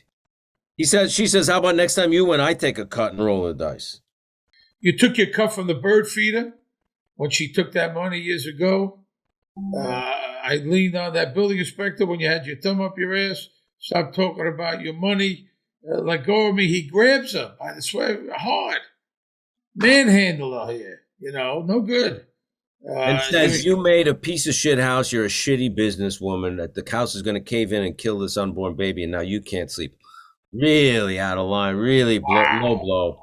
But boy, the two of them fucking great. Reminiscent of Whitecaps. This scene. When I'm gone, you could live in a fucking dumpster. I mean, this is heavy. You know, you say things in an argument, but this is above and beyond, you know. Tony's out of line. He's desperate. You know, this is a life of a gambler. He's desperate. Wants to take it's like it's a science. She says, you act like it's a science. I know what I'm doing. Yeah, none of us know what we're doing. It's all bullshit, you know. School showers, Vito gets in the shower. They're really bullying him because of his father was in the paper and stuff. They're really bullying Vito Jr. Very, very hard scene to watch. Very disturbing, to see the kid suffer this way. And that's, very bad. The kid takes a dump in the shower. He steps on it. They're running away. I mean, it's almost like now you got to change schools. I mean, you got to get them out of here, you know. Yeah. Vesuvio, Tony, Paulie, Christopher, and Bobby eat. You're talking about the power tools. And this is where this is where Paulie, I told you, he's talking about that street cow or whatever, and he's doing the steering wheel over and over. Oh, about the Corvair Monza, which is a Chevy made in the 60s. But, Tony gets a little pissed off here because he's talking about the Corvair, and Tony just stops him and says, what about the power tools? He wants more focused, serious talk on business here because the guys are just bullshitting. He's frustrated with everybody because he's losing so much money. He needs them to step up. I mean, what's the word on they went to see those guys in Florida. They're sending the first truck on Friday. And Bobby they tell him tells what them- happened, what Vito Jr. did. Paulie can't eat because he skeeves that, and obviously. You know, the dad's gone, brother's a psycho, mother's a basket cake. She's 9 years old, Tony says. What'd she ever do? And then Christopher, words of wisdom, like a pebble in a lake. Even the fish feel it. He also says maybe this kid's thinking about how to pull a Columbine, referring to the tragedy in Colorado in 1999, when 2 students murdered 12 other students and a teacher, and 1999. Yeah, Tony says, what the fuck did this girl ever do? Phil won't pony up. I will never forget he didn't come through here. And they said, it's good of you, Tone, helping. So now he's decided to give her the $100,000. I don't know. Is he? I just think he's broke now. Carmella didn't give him the money, and I think he just needs. He's got to go. He's got to get some money, offshore money. No, I think he's going to give her the $100,000. I think he's decided. Yeah, at this point, I think that's what's happening. He's he made that investment years ago, money laundering, and he wants some of the money back from Slava. Maybe he feels, after what the kid did in the showers, he just feels this is too fucking messed up to not try to help out somehow. Latino Day Parade. AJ and Hector meet Blanca. AJ's in a good mood. He talks to her brother. You could hear the parade band or the orchestra's playing Livin' La Vida Loca. The Ricky Martin song, yeah. By Ricky Martin. She says, I need to talk to you. She brings him a duffel bag with his clothes in it. Doesn't really say why she's breaking up. I still don't know why. I think she just feels like he's a kid and she wants a man. I really think it comes down to that. That's why everything's derision. She's always, no matter what he says, she kind of gives him shit. I just think she just feels he's not. You think it goes back to when he gave those guys the bike? I don't think she knows that he gave those guys the bike. I don't think she saw that. I just think she feels he's immature and she wants a man. The only thing is I could see that she sees what they have, want a better life for her and her son, but she says, I'm not feeling it. Yeah. Just don't She's feel honest. She could stick around, get the money from the family and know that, she's just honest with herself and she's just not that into him. I couldn't do that.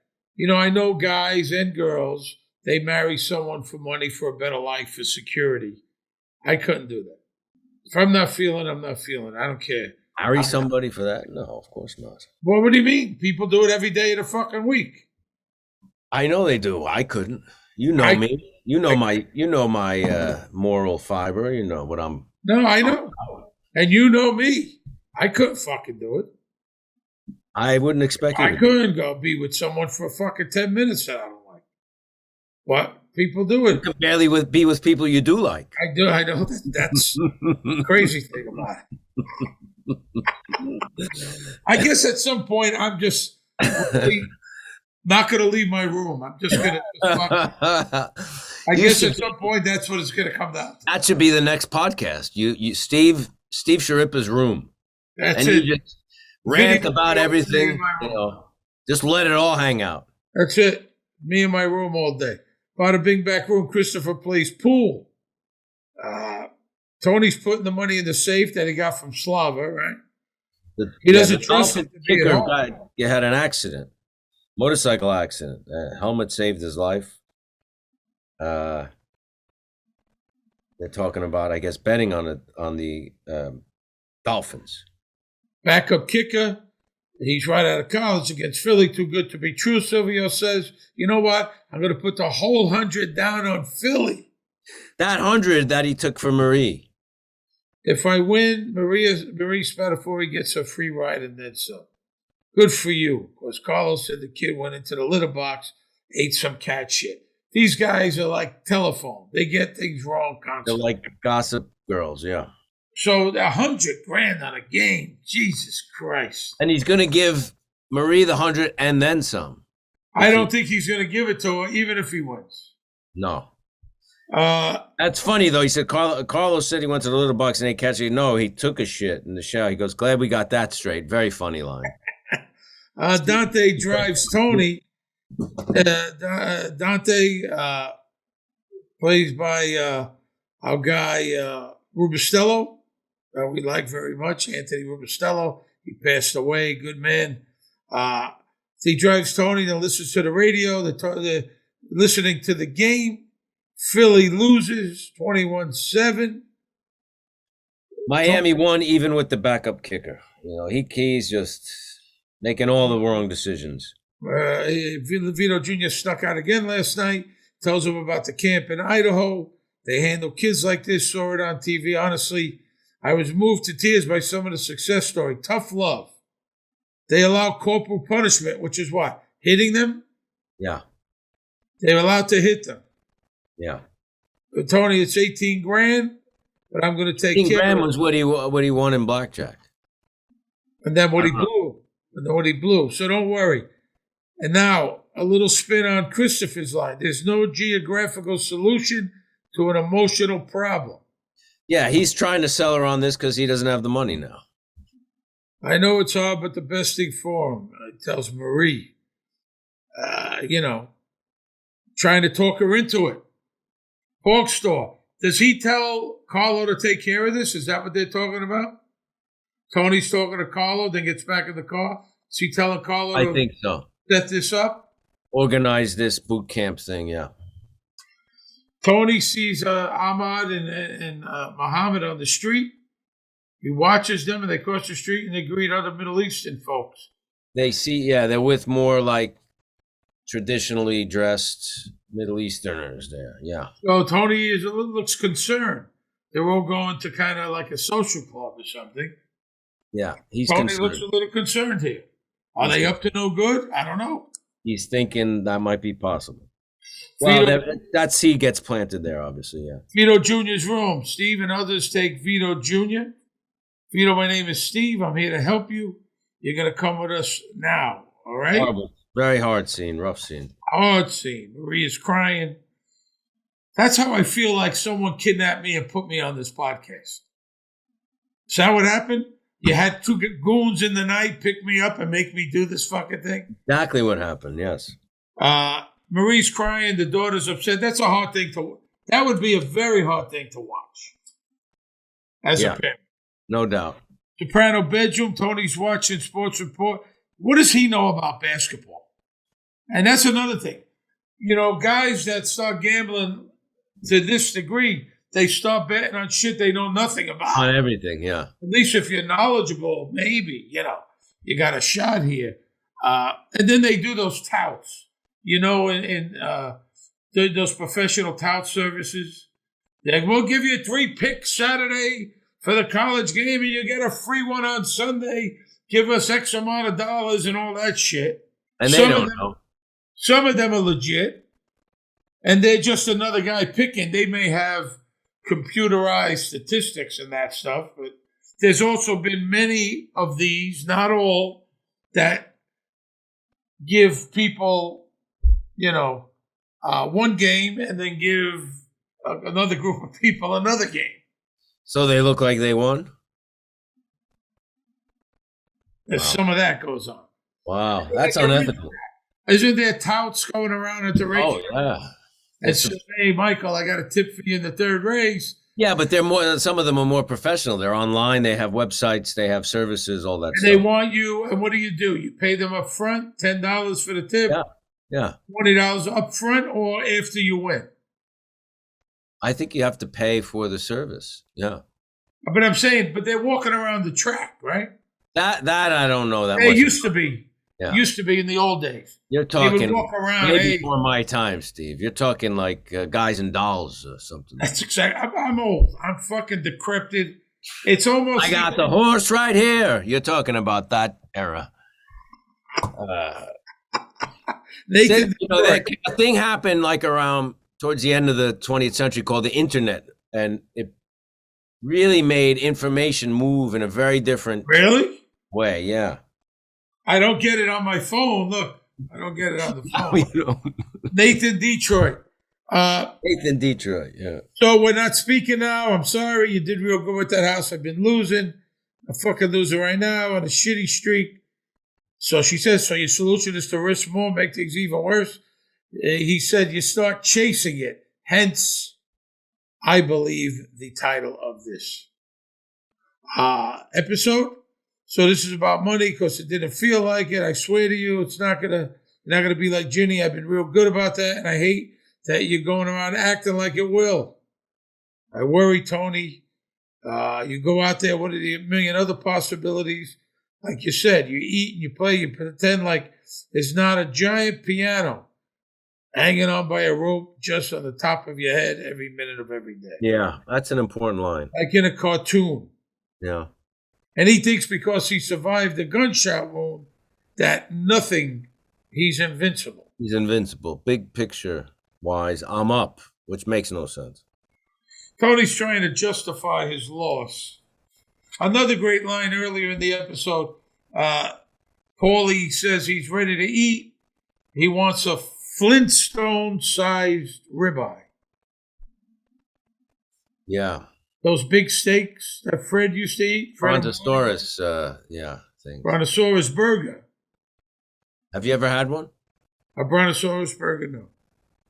I love, if I eat a steak and I don't eat that many, ribeye is what I eat. Ribeye, yeah. You don't like filet mignon?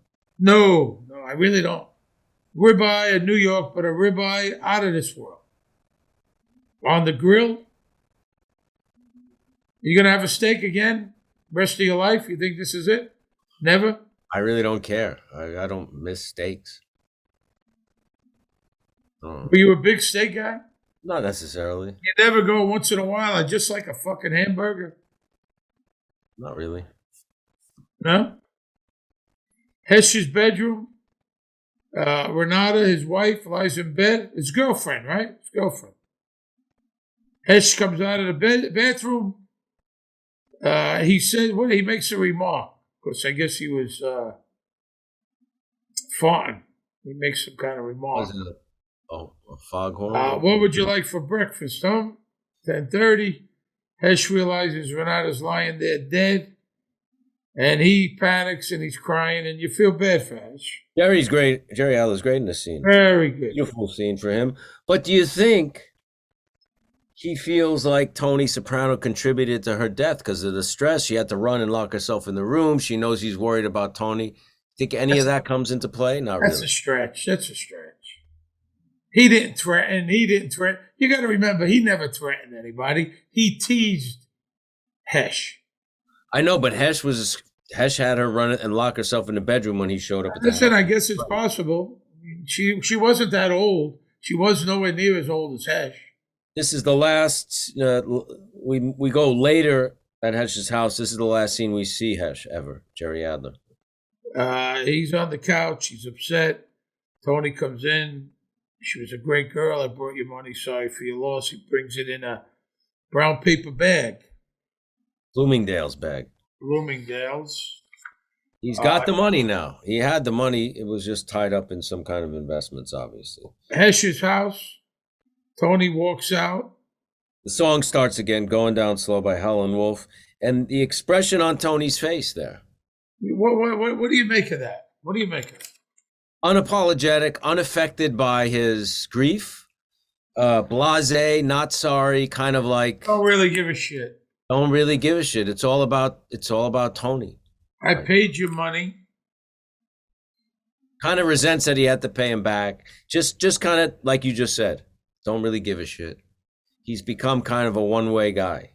He was giving Hesh, what was it, $3,000? A week. Or $1,500 a week. Vig. 1,000, $1.50, he said. But that's $3,000 a week, and it doesn't touch the principal. So $12,000 a month. But he wasn't going to have to give him anything. There was no Vig originally. I know, but he gave it. But he was taking too long. You know. I guess, like you said, I mean, he's kind of imploding here. He's imploding here, yeah, in many ways. He's kind of imploding. I don't know. Coming down the home stretch, my friend. Now it's time for the Talking Sopranos Ask Me Anything segment. The winner of our AMA Best Question of the Week is Adam from Turkey, Texas. I did not know there was a turkey in Texas. We're going to send Adam a pair of Bose headphones. Turkey, Texas. Adam asks, hello, Steve and Michael. Put my name first. Did you notice that? Wow. I'm a huge fan of the show. Watched it back then, and I've rewatched many times. Although my question is not about The Sopranos. It is, however, about a movie you two did together that I have watched many times as well. During High Roller, the story of Stu Unger, did you have to learn to play poker, or did you already know how to play? Did you work with any major players to strengthen your skills? Good question. It's not about The Sopranos, but it is a very good question. This is Adam from Turkey, Texas. Turkey, Texas. Well, Adam, High Roller, if for those who don't know, is based on a true story. Stu Unger was a superstar in the world of poker. He won the World Series 3 times, and he's a gambler, a very interesting character. It's an independent movie that Steve and I made. We shot in 2002. It's kind of become a cult thing among gamblers, High Roller. People love that. Gamblers love that movie. It's a good movie. You should see it if you haven't. I knew how to play poker. I wasn't a big Texas Hold'em player. I still am not. I prefer kind of straight poker. I'm not a big Texas Hold'em guy. I worked with 2 very famous poker players. Doyle Brunson, who's maybe the famous poker player, and a guy named Chip Reese, who passed away a while back.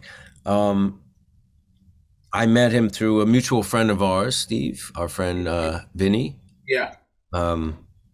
And John Marinacci introduced me.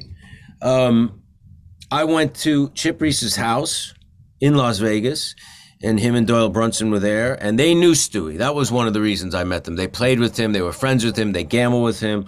Stu Unger was a great poker player. He went out to Vegas with a wise guy to play gin rummy. Back then, I don't know if it still is. Back then in the 70s, gin rummy was still a big thing.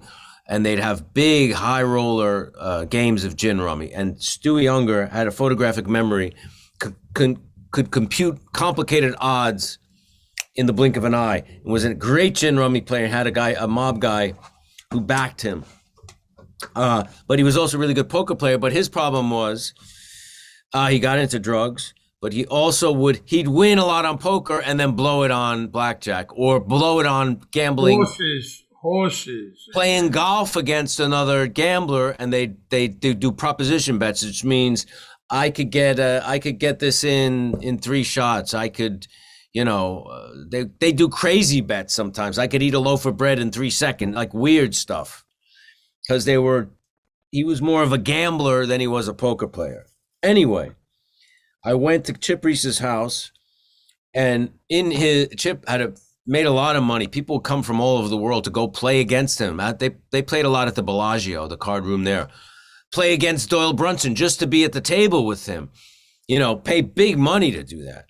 Or with Chip Reese, you could say, I played against Doyle Brunson.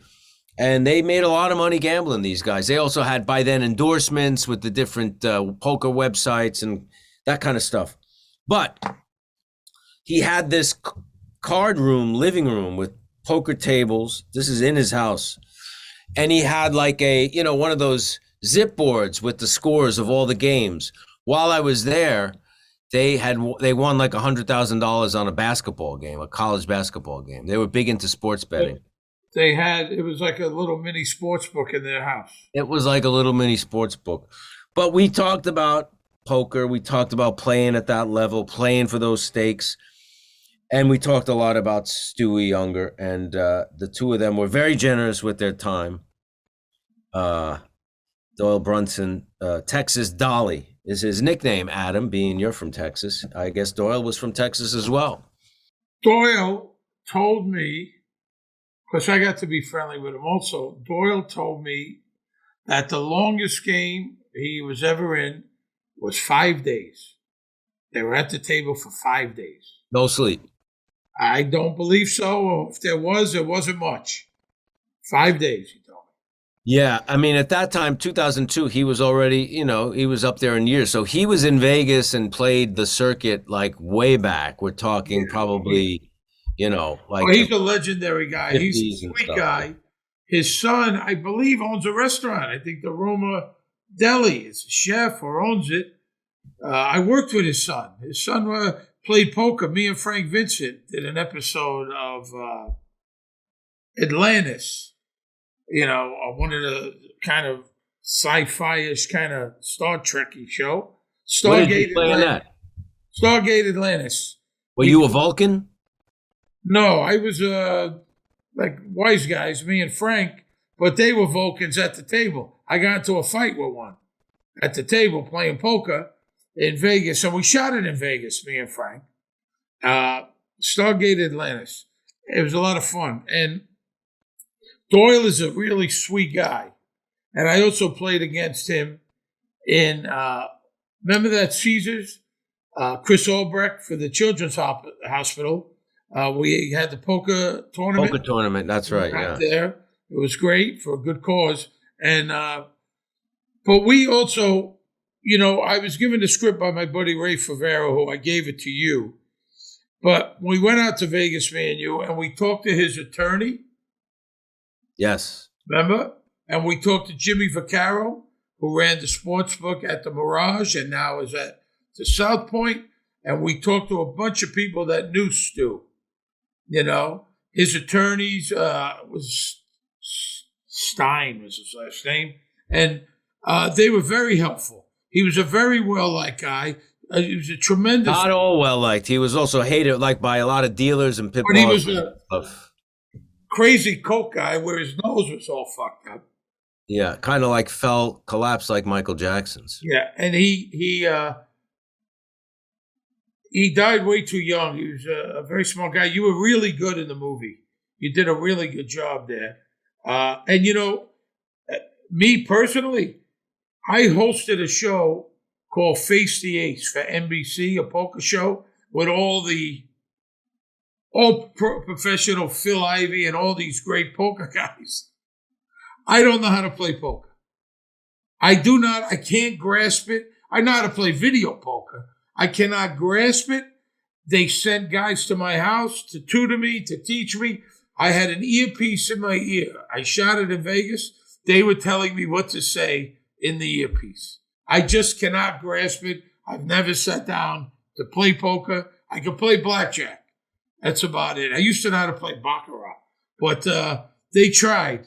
It wasn't for them not trying. But you did a great job, Stu. The movie should have did better than what it is. And they had the film festival, and remember they rejected it. I think it was I forget what it was called, the Las Vegas Film Festival, and it was rejected for some reason.